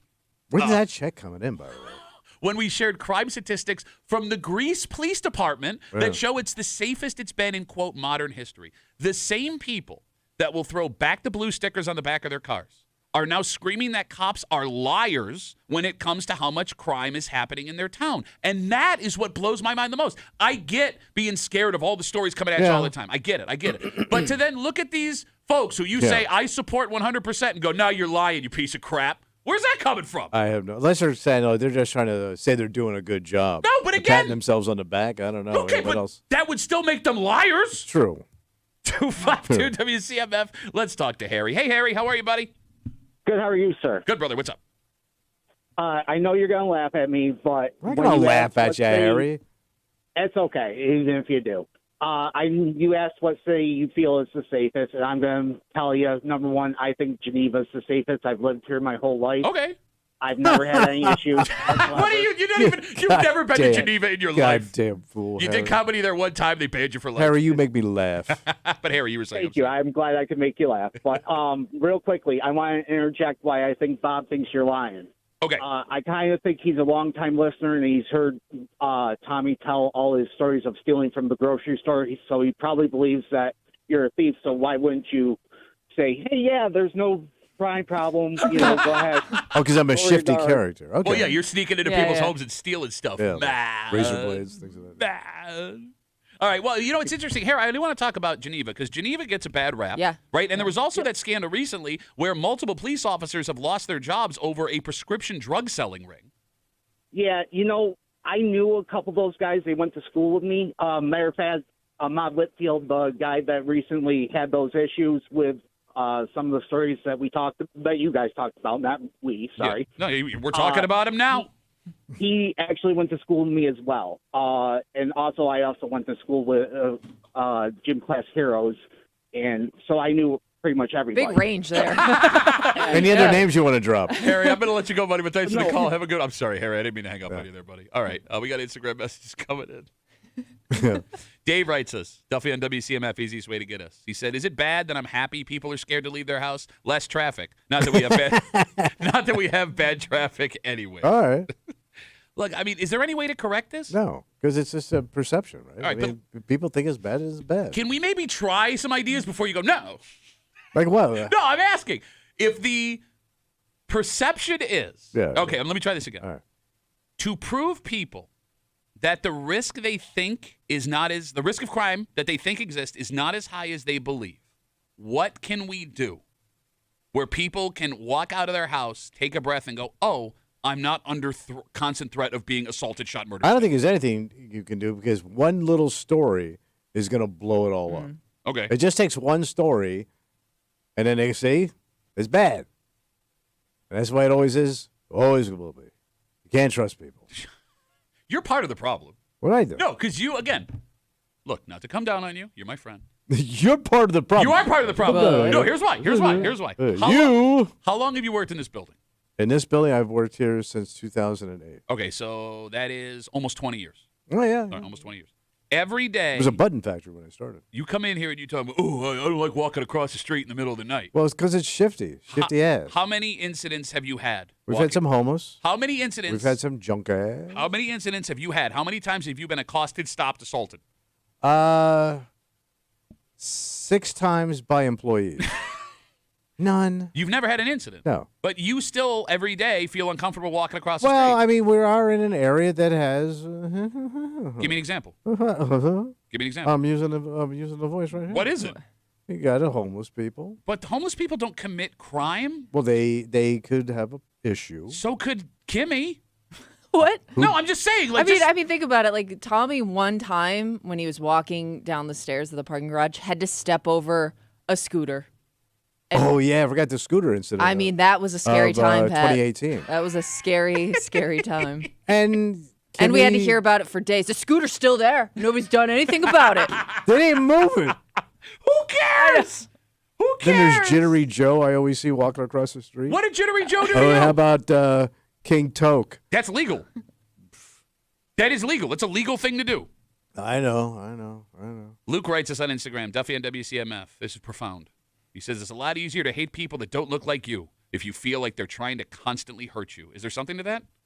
You want a reason to dislike people? Yes. I mean, it kind of reinforces your fears. It makes you feel like you're on the right path. Okay. And I think that's like people like my brother who are constantly paranoid about everything kind of feeds into, yeah, I'm right. See? It's bad. And he also has this thing, some guys do this, like they're overprotective of their wife for no reason. And that's kind of what he Where does. did this come from? Like, where did this come from? You know what he's trying to say? Nobody What? wants your wife. That's what he's trying No, to say. but he kind of gets like, Are you just taking shots because you want to take shots at somebody right now? no, I'm not taking shots. There's certain guys like, Yeah, you are. He'll say, I gotta protect her, and I'm going, from what? What is going on? We're You sitting don't at feel a like you restaurant. have to like be We're that sitting at a guy for restaurant your that has a wife? raw bar. What do you think's gonna? Unless she's got a seafood allergy, what are you scared of And by the right way, now? when it comes to protecting your wife, you brought your wife who was allergic to seafood Yes. to the beach Yes, you and she went an did. anaphylactic shock. It didn't work. God, I was this close, Pat. This close. Ex-wife, and he didn't try to kill this one. No, All right. she's one of the good ones.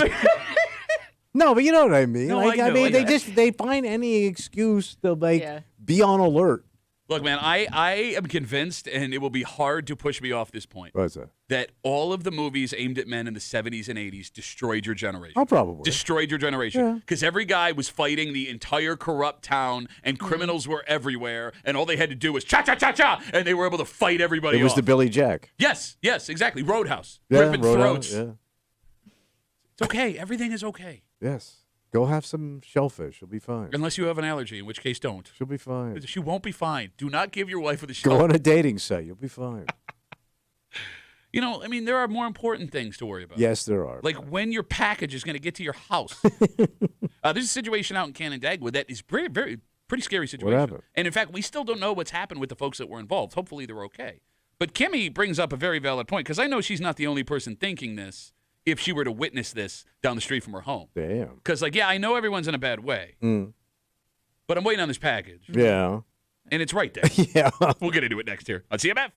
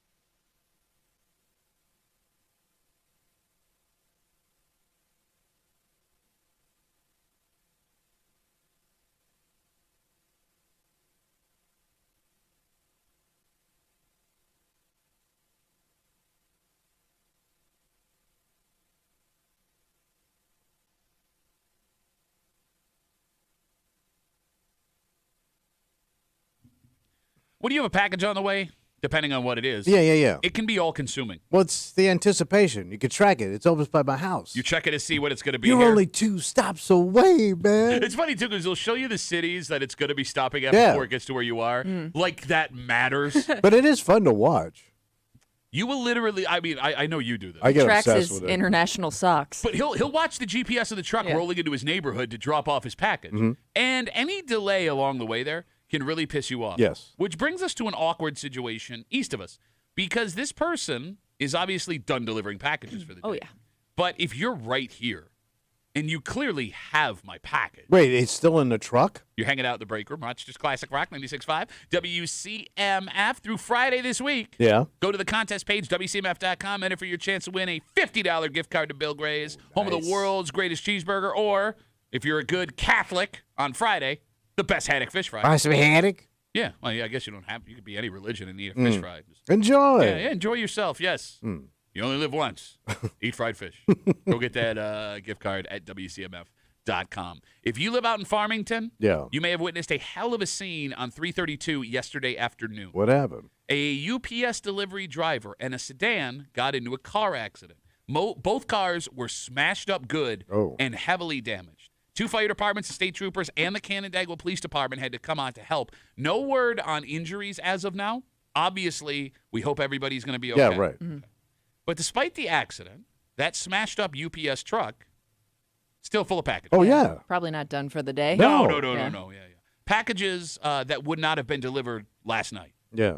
Hell, it's possible there were folks waiting on a package that could look out their window and see the UPS truck smashed up just a couple of 100 yards away from their in house. your neighborhood. Yep. Which brings us to Kimmy's question. What's the question? If you just happen to come upon the situation and maybe they were pretty close to getting to your stop, are you allowed to ask for that package?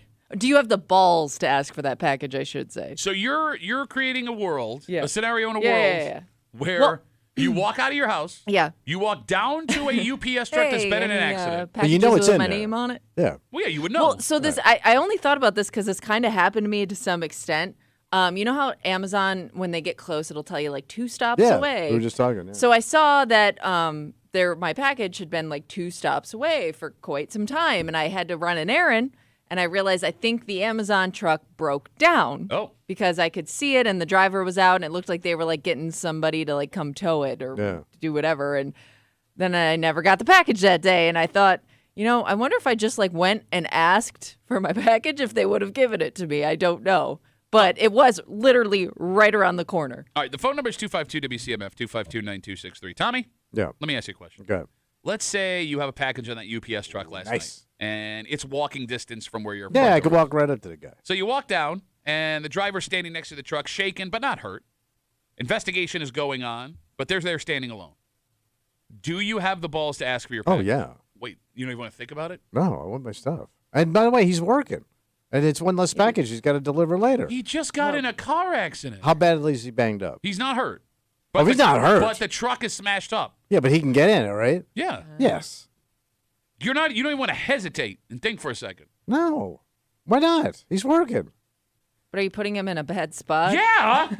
You put me in a bad spot. Yeah, but You I got my don't know. stuff. I don't know if he's like allowed to give that package to you. I don't know Why if like not? that. I don't know if like how would he know that you're the guy he's supposed to give it to? I'll give him my ID. You wouldn't really ask for the package. Yeah, I really would.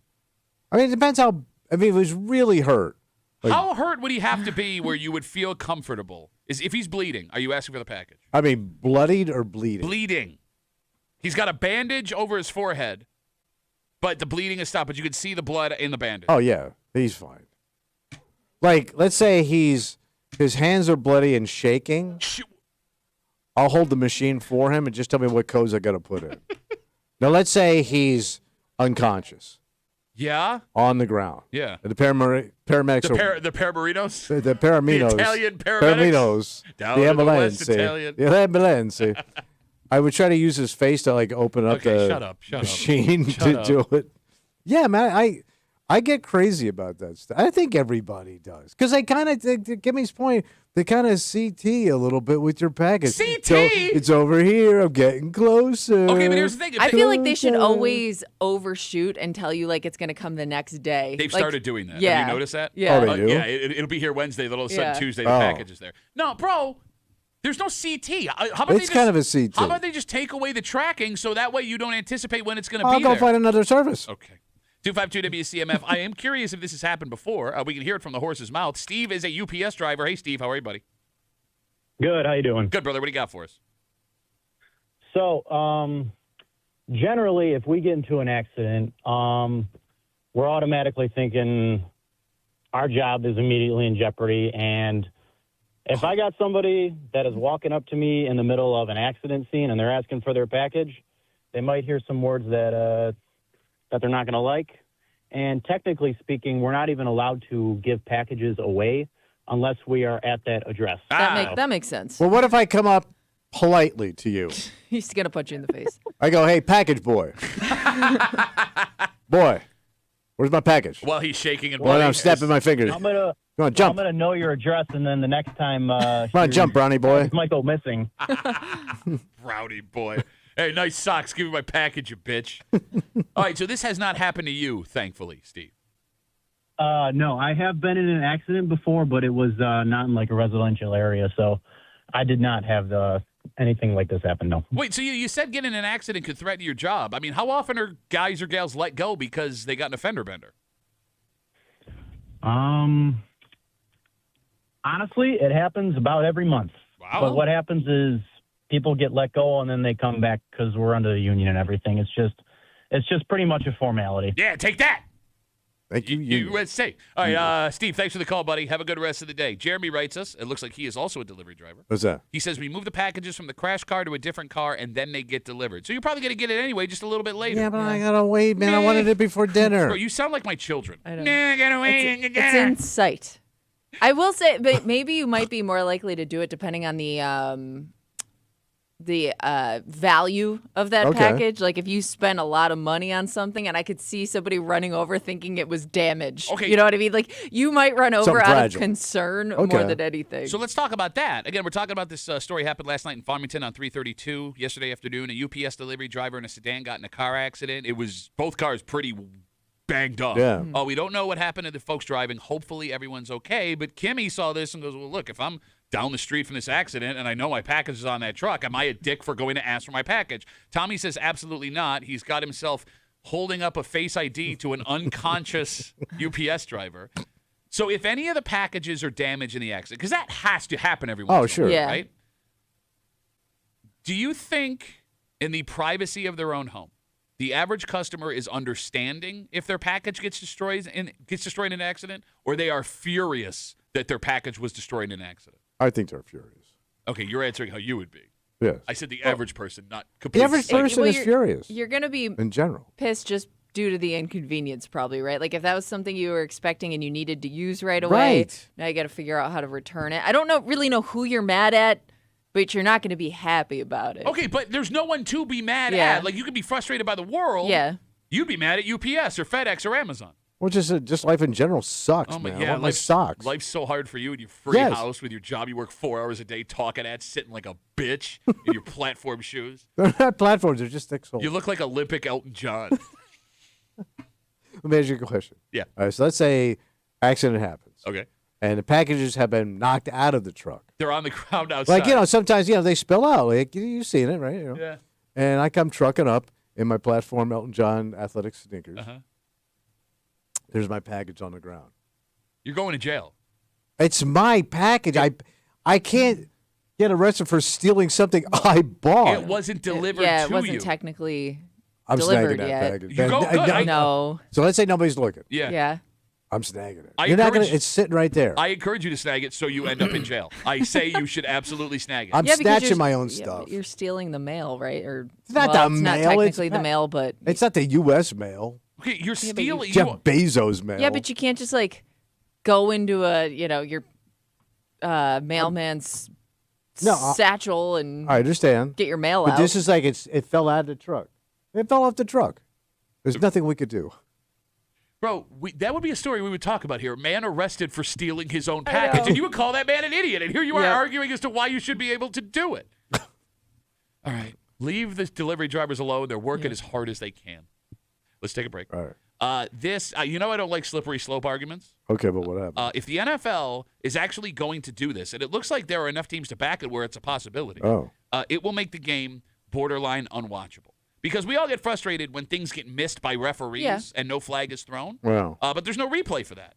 Maybe until now. Oh. And I'll explain next here in the break room. Let's see you back.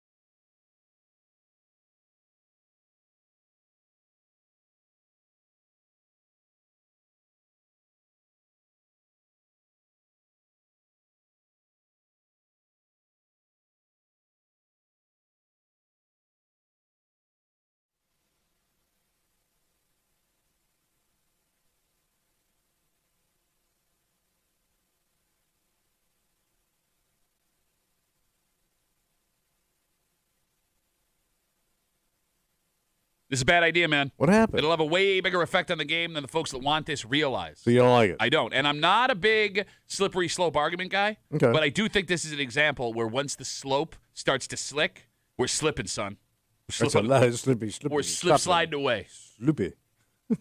Hang on. Slushy. OH. You're hanging out in the break room. Rochester's Classic Rock 96.5. WCMF. With the NFL Combine kicking off, I told you about how Brandon Beane puked all over himself again earlier in the show.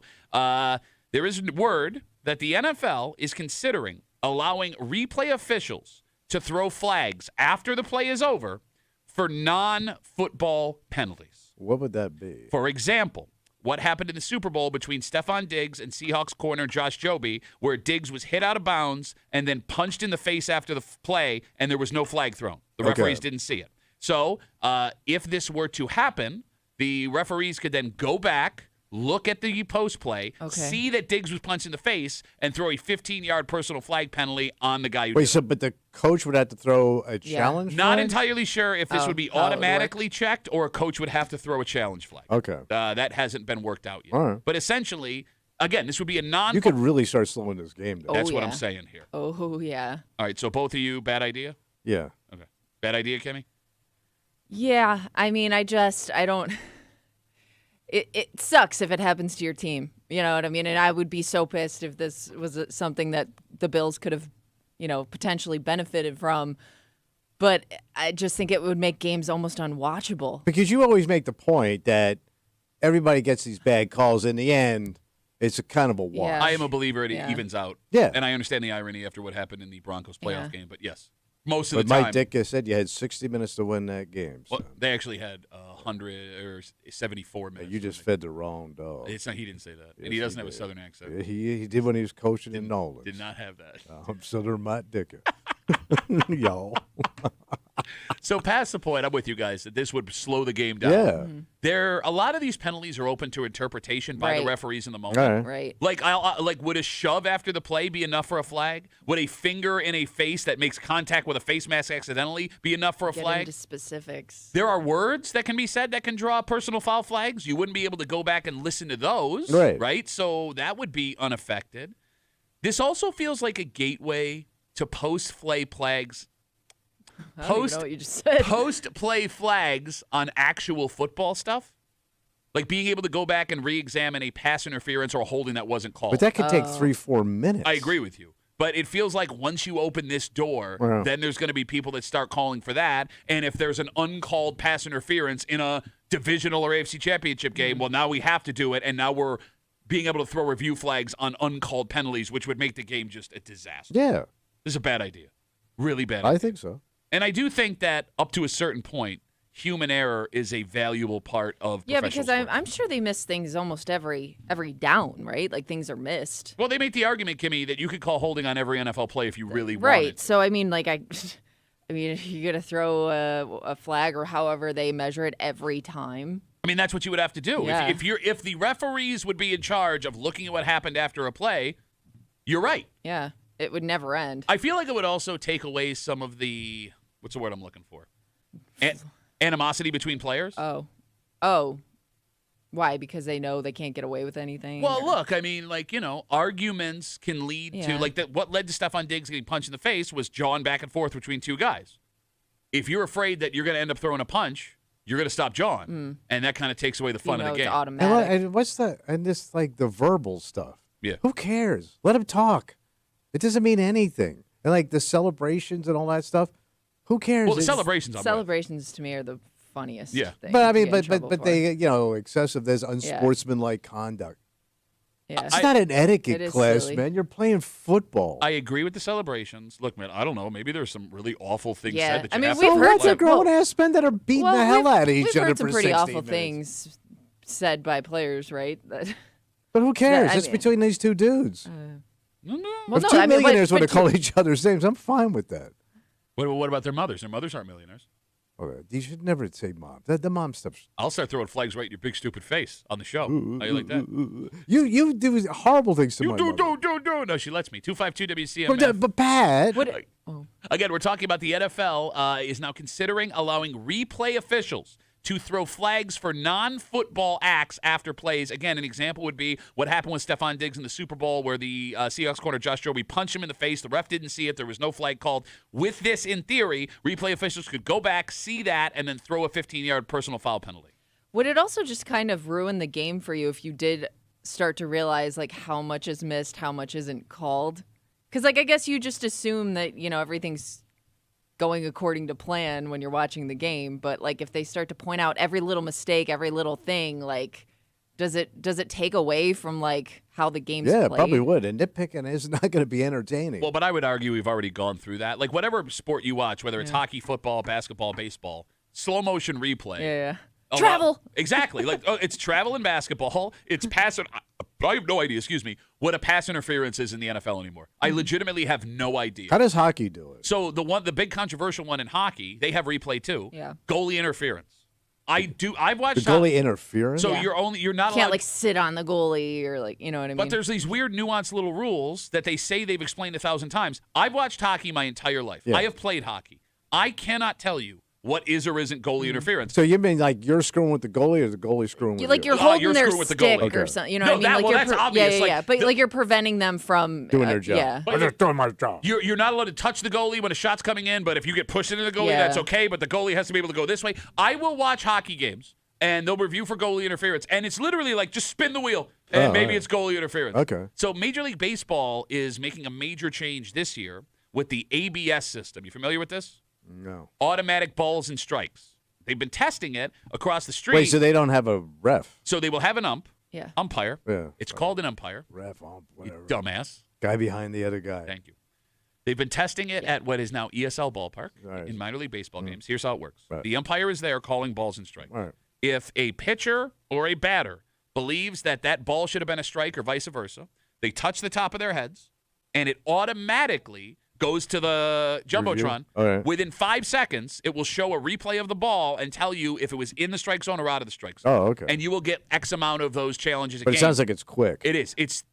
I was at a couple of games where they used it at ESL, Yeah. the ballpark. Okay. It's the greatest thing All that's right. I ever mean, if happened it's in baseball. quick, it's great. And like if the NFL had the ability to do this in a matter of 10 seconds, fine. But nothing the NFL takes 10 seconds. Yeah. Sucks. So, And plus, like you say, you like the drama.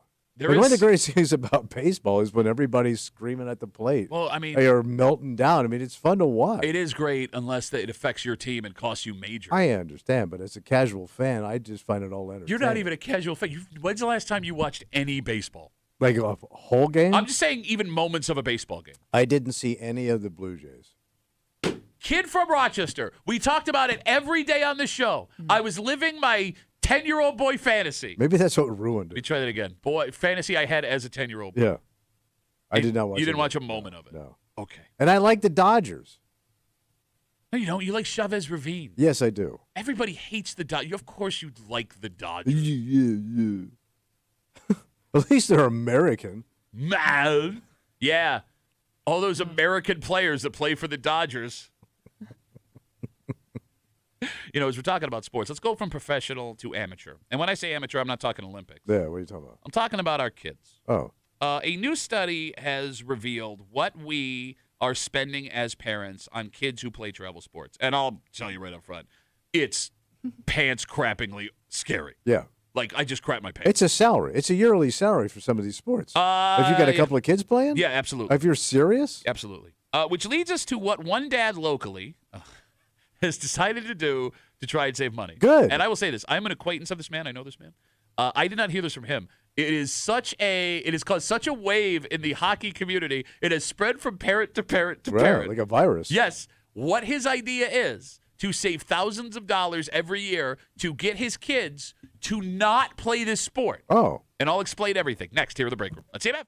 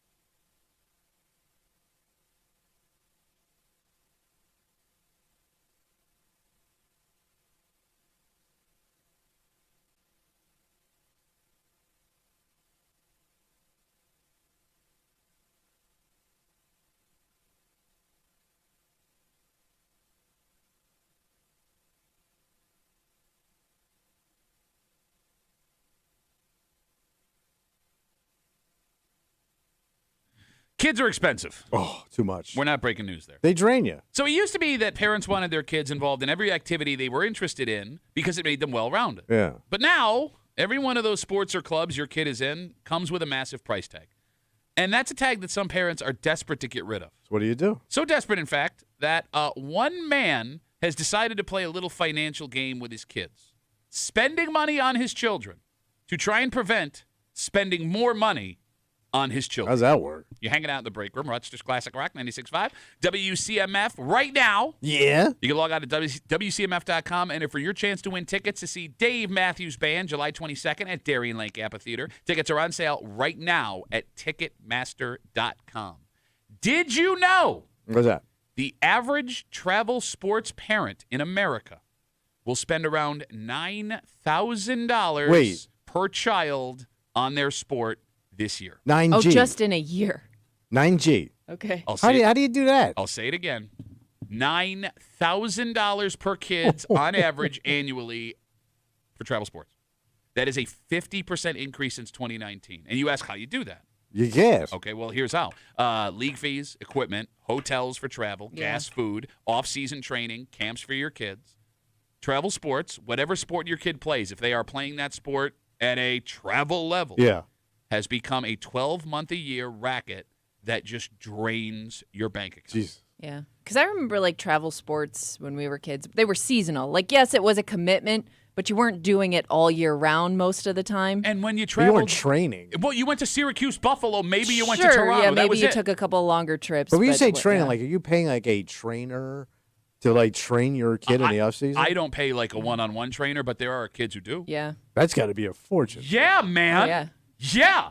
And a lot of these trainers, at least locally, whether it's soccer, They're baseball, specialized in the sport, and they're people that have played the sport professionally, Yeah. Okay. right? Well, But- geez, I hope so if I'm paying you. no, but the point I'm making is it makes it even more expensive. This isn't Yeah. just some coach that's like, yeah, I'll take your kid out for 30 He's minutes and qualified. work with him. No, I'm just saying, like, I don't know if the coach who's just been hanging around or the former pro is any better, but the former pro is going to cost 5 times as much. Okay. So despite what I just told you, the Yeah. cost of travel sports, youth travel sports continue to grow.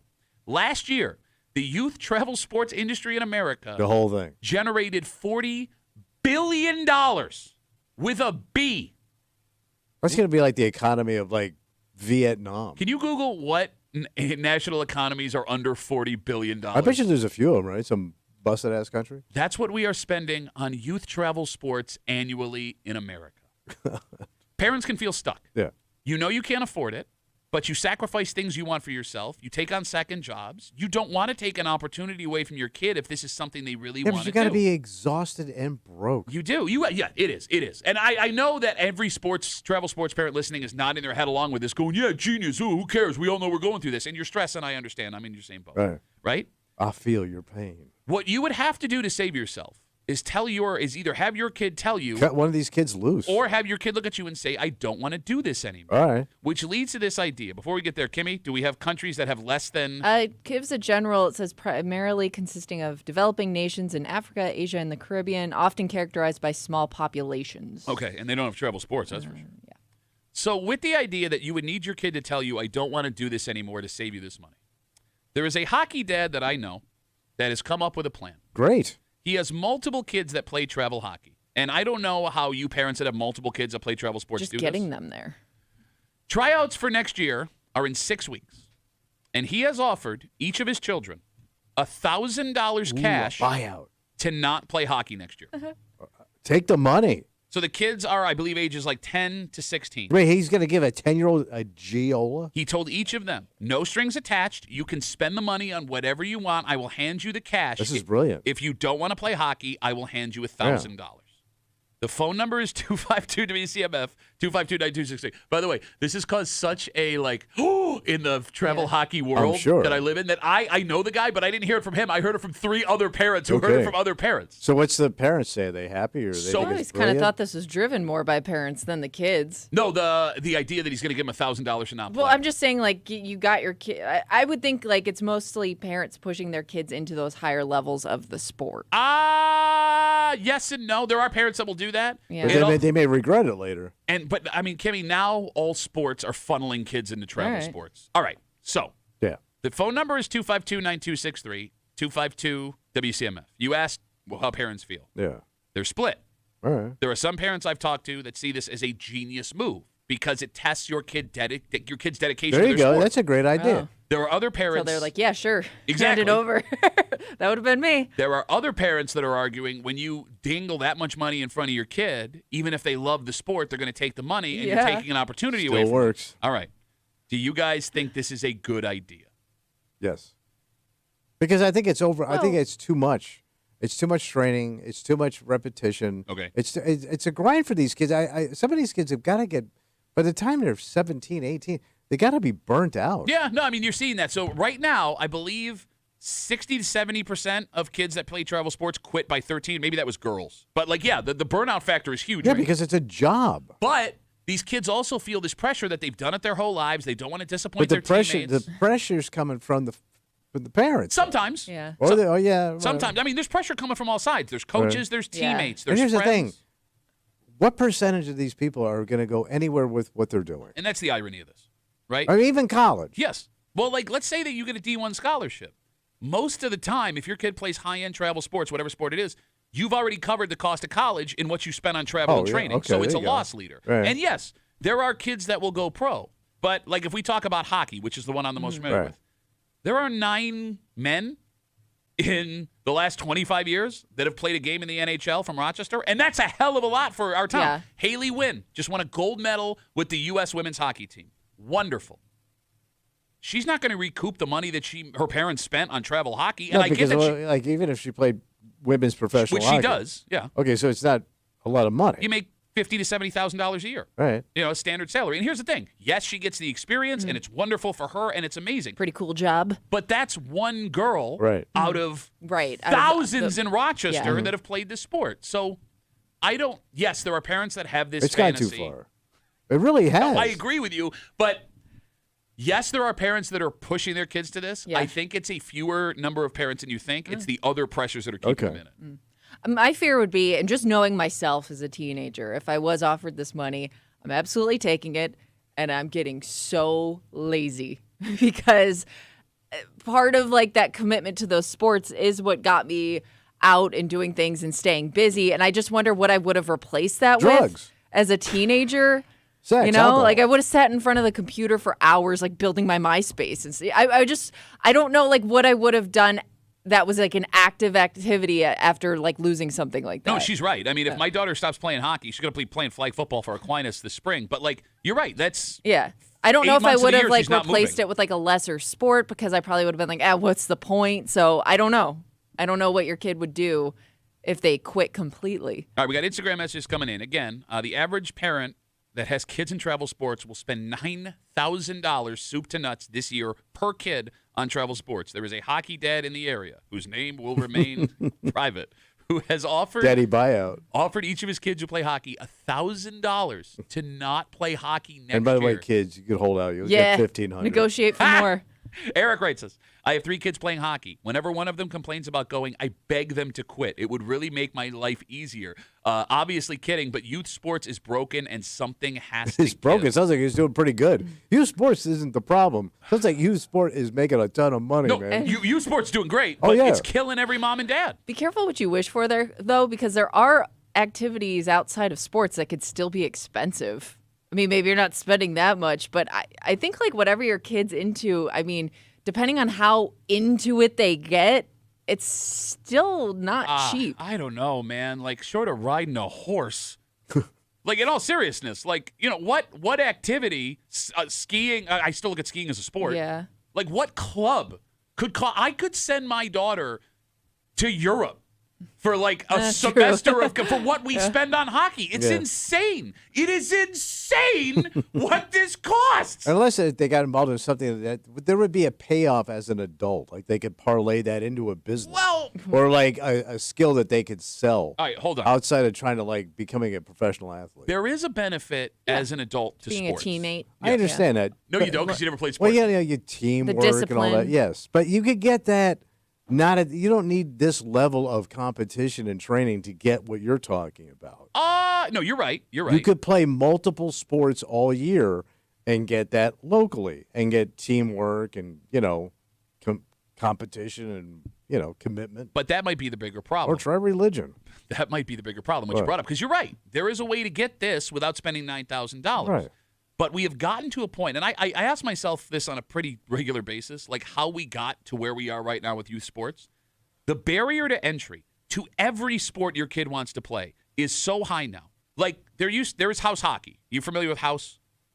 What is that? Is that connected to the school? No. It's just like a local. It'll be like a community. Okay. Yeah, like you play with the people your own age, but it's not. They just place you on a team and you play at the a other rec team. center. Yeah. Right. It's a fraction of what travel hockey costs. There's no house hockey for my daughter to play in as a girl. Oh, really? Yes, there's no girls' house. If she wants to play hockey, we have to commit to traveling throughout the Northeast. And even high school sports now carry these secret costs that no one tells you about. Football, for example. Yeah. It used to require a set of cleats. That was it. Yeah. That's what mom and dad had to pay for. Well, if your kid now is a quarterback, wide receiver, or running back, and they want to stay in shape or get noticed by colleges, they have to play. Hit that weight room, right? No, it's past the weight room because the weight room's free too. The school provides that. Yeah. Where's the money? Are you familiar with 7-on-7? It's kind of like flag football. All right. They have to get on a 7-on-7 team, and that private team costs money, and you have to travel for 7-on-7. And all of a sudden, a sport that was free forever just cost you a couple $1,000s. Basketball used to be the cheapest sport on the planet. Then AAU teams came along. Oh, yeah. And if you want to make the high school team, you better be playing AAU in the spring and summer, and then come the camps and the travel that comes with AAU, all of that stuff. And now that's a couple of $1,000s a year. Baseball is the one that has gotten the worst compared to where it used to be. Oh, wait, what? Gloves and bats for kids now cost hundreds of dollars each. The same guy, that aluminum bat? Yes. And those aluminum bats, they now expire like they're gallons of milk. So it gets to a point where even if your kid's bat is fine. Wait, they say the bat's no good? Kimmy, can you Google how long the average... Man, that is such crap. The aluminum went bad? The aluminum expires. This is what they say in the bats, and they put stickers on them so you can't use them in games.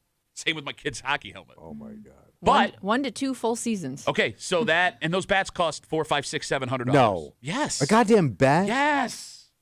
Man. These kids that are playing baseball now play like 80 games. Why would you want a kid? Pull out, man. The more you start to break it down, the more a dad offering $1,000 for his kids not to play sports. Like cheap. He should be elected into the Dad Hall of Fame. It's. I'm telling you, man. Like I try and explain to you how. I thought everybody was broke and nobody makes money. We're all broke because our kids are playing travel sports. No, but most people make 50 G's a year. You had 3 kids playing sports. You can't even eat. So there's a couple on our team. My daughter's hockey team. I'm sorry, Kim. I don't mean to cut you off. Dad's got a great job. Mom is a teacher. Also great job. All right, so good bang. She waitresses. On the side. To pay for travel. Man, there is no way I am taking a second job for some kid that ain't sick. And even that one. Yeah, and you better be really sick. Like, you're going on the news sick. Kimmy, you were saying? Well, I was going to say what could also make it more expensive, and I don't know how much this really contributes, but just the fact that, like, your kid's so involved in sports, like, they won't be able to really have, like, a job.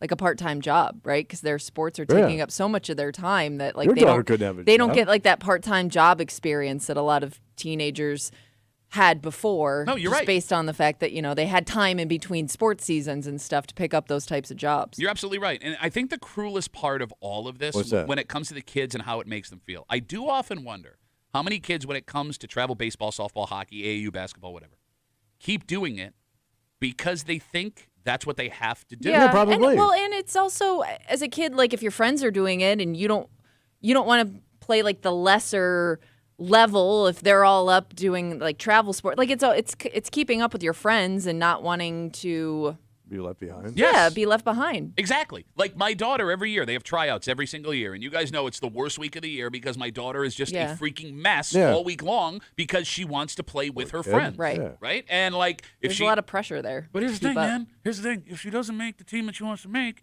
it becomes a lot less expensive for me. Okay. So like I'm torn because I don't want to have to like play hostage negotiator with my daughter for a week, trying to keep her from taking the bridge. But at the same time, like, hey, I just saved thousands of dollars. Right.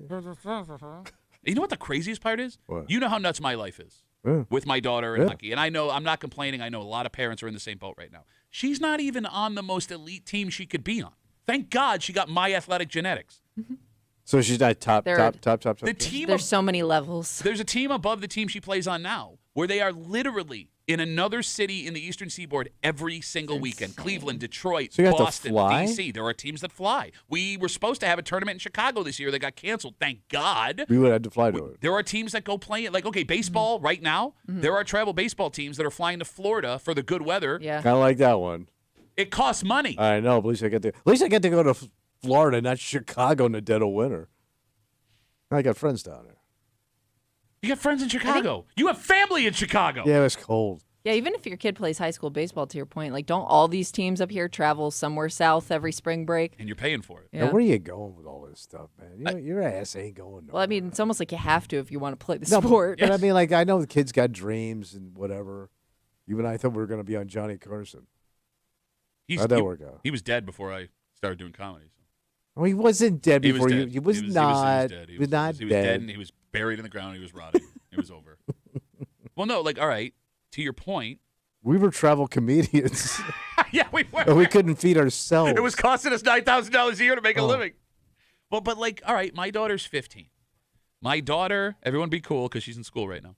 Yeah. My daughter is still under the illusion that she has a chance to play Division I women's I'm sure hockey. she does because she's in the thick of it. I personally, as an objective observer Yeah. and hockey fan, do not believe my daughter will be able to accomplish All that. right. But I don't have the ability to look my daughter in the face after, and you know this, wanting Yeah. to do stand-up comedy and everyone telling me I was going to Yeah. fail miserably, and tell her this is not an option for you. Yeah. So, like an idiot, I continue to pay for the training and the travel and everything. So if you're blunt dad or if you're scared dad, you're not going to do anything because you're screwed. You had to shut up and let them believe. Because then you're putting them down, you're being mean. Yeah, well, it's not even being mean. I don't want No, my but I mean, you'll be perceived as being Yes, mean. I don't. Like a dream crusher. I don't want to take a 15-year-old Yeah. girl's ability to dream away. No. Because, she's going to be an We adult did soon. enough of that as teenagers. But you should be able to have dreams at 15. You should. And here's the thing. But What- they shouldn't cost you $9,000. I man. know. I mean, my I know. biggest dream when I was 15 was scoring an issue of Jugs magazine. Man, that magazine was $7.50. That was big money back then. Justin writes us on Instagram again. The average travel sports parent in America will spend $9,000 per kid this year, soup to nuts, December or January, all the way to the end of December. There is a dad in the hockey community in Rochester who will remain nameless. And again, I know this guy. I didn't hear it from him. I heard it from the other parents. Yeah. Tryouts are in 6 weeks. He is offering each of his kids $1,000 each to not play hockey next year. We got folks sitting on hold. Let me read Justin's Instagram message, Duffy on WCMF. He just says, I just hope my future kid doesn't choose goalie, but I want my kids to have the experience. I will find a way to pay for it, but I certainly would not judge a dad for deciding to do what this guy did. So goalie's got the most equipment, right? You don't even want to know. Yeah. You don't even want to It know. wasn't back in the day the goalie way back. He was like the slowest guy on the team. That's why he was the goalie. No. You're using every kid's hockey movie That- ever. No, but even when I look at them That was old the case for me as a goalies, child, but they were kind of not for doughy. everybody. The hockey goalie has to be the best skater on the team. It's always been that way. Really? Yeah, you're moving side to side. But you front tell me and back. Gump Worsley. Yeah. He was the best guy on the team. Gump- I hate to see that team. At one point, Gump Worsley was the best skater on his team. That And that- ugly and old by the way, man You he's got to be not an super old man. flexible too. What's that? Said you have to be like super flexible to be a goalie. Yeah, but I thought in the old days they just used their bare face to stop everything. Well, yeah, again, if you're watching I the know. live stream, look at Gump Worsley's bare face. Yeah. It's terrifying. He's only 16 there. 252 WCMF. Let's talk to Teddy. Hey, Teddy, how are you, buddy? Good morning. How are you? Good, man. What's up? Well, I can feel it for you because you travel a lot, and I know this one girl. She's on the high school, and then she's traveling all over the country for a racing car with her father. Think about it. How much money they spend all year? What are they doing? Wait, they race cars together. Yep. Well, she's in the high school, and she have 2 jobs, and so she's traveling at least 20 different races a year, majority in Carolina, Texas, and Florida. But, I mean- and then they have to go ahead. No, after you, Teddy. I'm sorry. They have to haul those car like with a trailer, 2 of them on each trailer. Wait, they don't drive the race car to Florida? Because you would get to Texas so much quicker. Tommy, are you fucking nuts? Whoa, Teddy, I got to let you go, buddy. Thanks for the call. You made Teddy mad. You made Teddy very mad. I love Idiot. myself right now. You idiot. We'll finish with this. And I think this is the perfect period to put on this What's that? break. Vex Patriarch writes us on Instagram. Duffy on WCMF. He says, Travel, I told my daughter that if she did not play club volleyball her senior year, we could afford a nice vacation. 4 people went to the Dominican Republic, and we spent $1,000 less than we would have on her club season. Nice.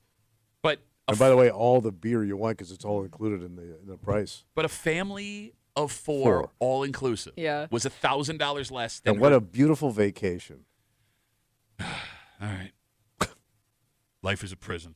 Yes, it is. Let's take a break. You got to save money wherever you can. Yeah, what do you do? Well, you go and you find food that's a little less expensive, maybe. Oh, Save on the grocery bill. food, cheap food. We got another recall.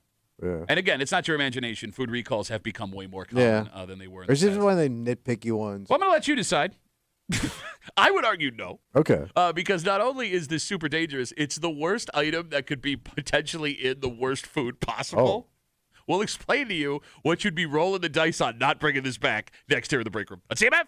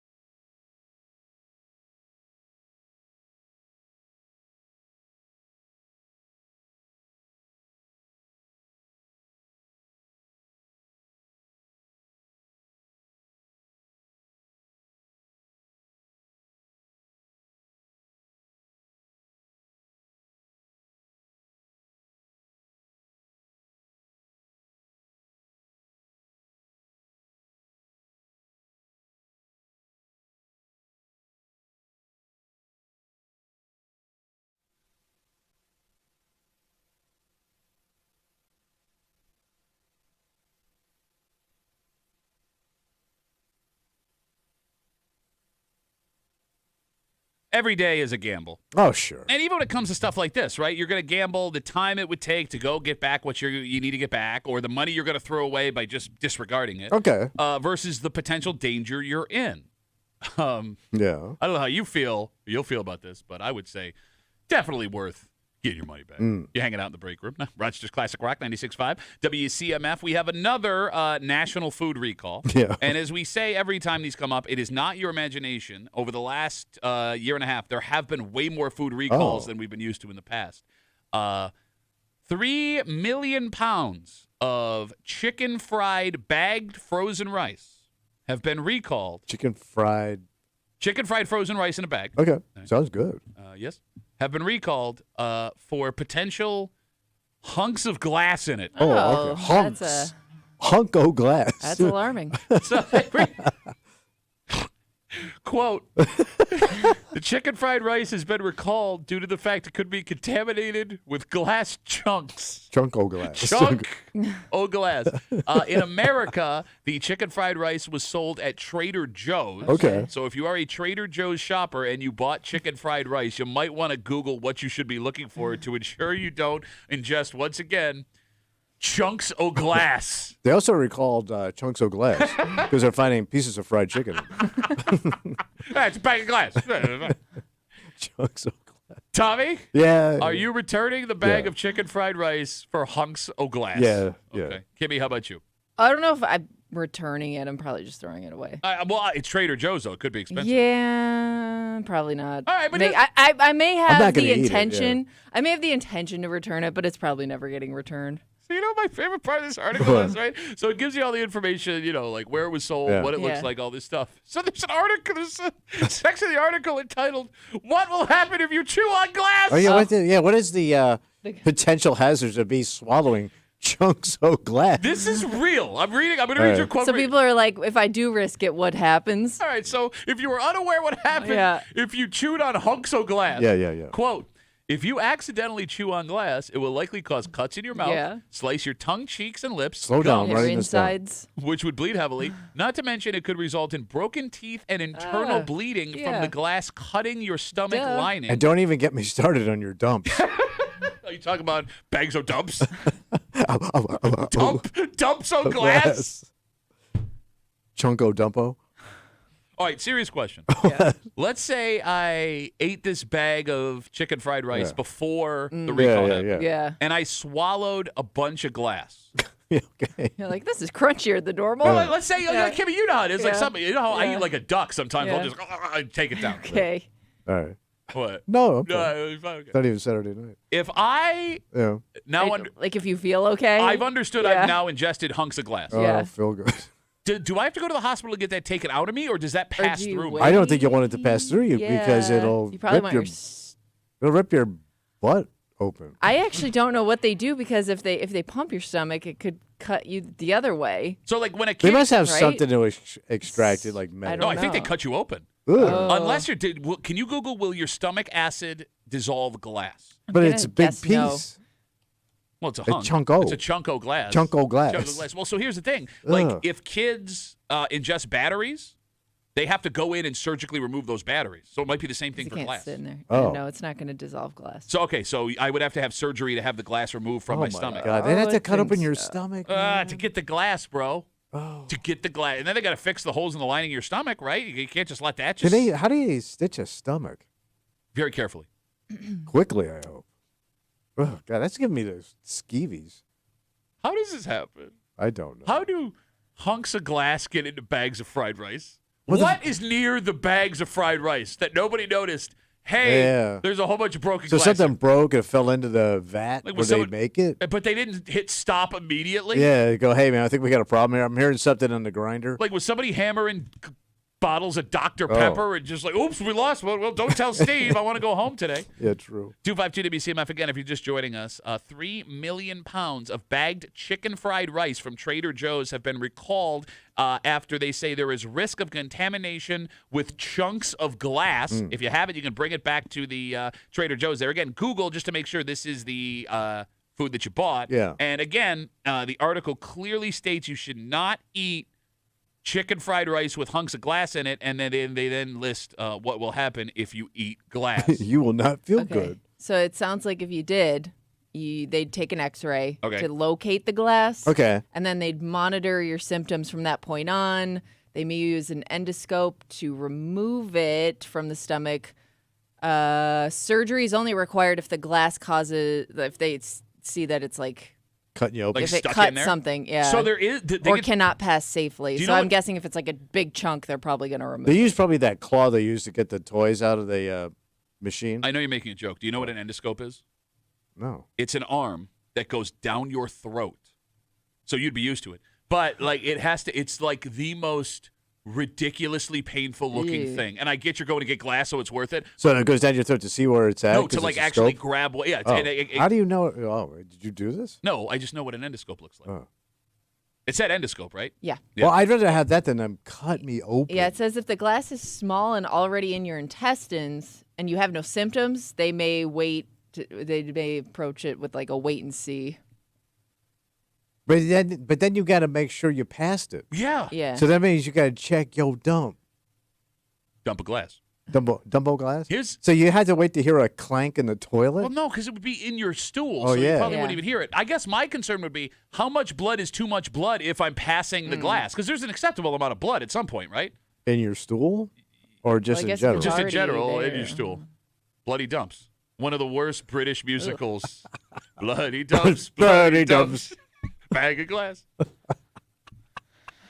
God, this is really scary, man. Yeah, That's what that's I'm. Yes. scary. How does this I happen? got my rectum. It feels weird. Maybe did you swallow? One thing it says don't do. Do not make yourself throw up. Well, yeah, because it's gonna cut you on the way But back I'm sure up. people might thinking Yeah. like, oh, I got to get it out of my system. Yeah. Like the best case scenario, if you were to accidentally ingest this chicken fried rice that had Yeah. potential chunks of glass in it, would be to bite down and break a tooth. Seriously, that's the best Yeah, thing that could At happen. least you know it's Yeah, there. because you catch it in time. And you're not Spit it cutting out. yourself in any Yeah. way. I mean, you'd have to go to the dentist, and that would suck. But Yeah. you're not cut. It's fixable. Could you imagine the stress in your life? No. You swallow the glass. You go to the doctor. now you know it's there. You've been endoscoped, right? They go, Yeah. all right, it's in your intestines. We're going to have to wait to see it pass. You're going to go home and have to trust that you know Yeah. when you're safe and not safe. And you probably can't eat or do anything. No, Or it you says probably have don't to eat. do certain things to flush it out, like just I drink mean, I water. bet you they keep you at the hospital. You definitely can't eat any more glass. Do you think they keep you at the hospital? Well, if they're doing like a wait, let's wait and see what happens. They'd have to. Even if they discharge me, I'm just going to go to the parking lot and wait. What are you going to dump Until it No, you in because feel I have an pain. emergency, Yeah. like, Yeah. ass ripping. Emergency ass rip. Yeah. Yeah, that's a good point. Maybe they do Yeah. keep you in I the would hospital. think they monitor it the whole way through. How long does the average person go from swallow to dump? Okay, so it said it could take a few. It Depends what says you eat. allowing it to pass naturally over several days. So think about that hospital bill. If they But got if, I would eat, you know what, maybe a lot of Mexican food. That No, goes it right says through don't. It says avoid eating or drink. Oh, I'm sorry. It says avoid eating or drinking until evaluated. So maybe they'll have you on some type of plan. IV. What if I drank alcohol? Maybe it dissolves the glass. I don't. Nope. If your stomach acid won't dissolve it, the alcohol won't dissolve it. All right. You want to be drunk with glass in your intestines? Yeah, I want to sounds be horrible. drunk because I don't want to think about it. No. By the way, I also want to be blackout drunk. it would probably make you drunker because Yeah. if there's cuts Oh. down your esophagus Oh. and your stomach, that Getting would be into your soaking system. in the alcohol. So I would get drunk quicker? You would have a higher blood alcohol. I'm just thinking out loud here. So it's a benefit. No, it's not. It would. There's always a silver lining. All right. The moral of the story: don't eat glass. Kids, stay away from Check chewing your on chicken. Chunk of glass. Check your chicken. She said. Check. Check your chicken. We come back, wrap it up. Tell you what we're doing around next here in the break room. Let's see you, man.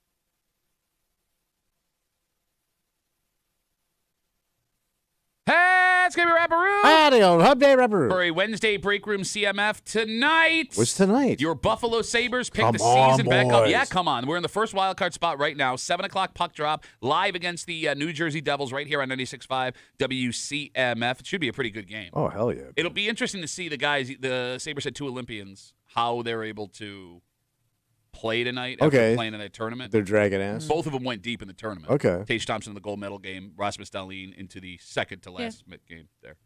Both very valuable players to this team. All right. So we'll see how it goes. Your Buffalo Sabres live tonight, marching towards the Stanley Cup against the Devils here on CMF. We got to get out of the way. Yep. For Kimmy, Yeah. who will be avoiding eating chunks of glass. No chunks for me. That's right. For Tommy Muley, who is the human embodiment of eating a chunk of glass.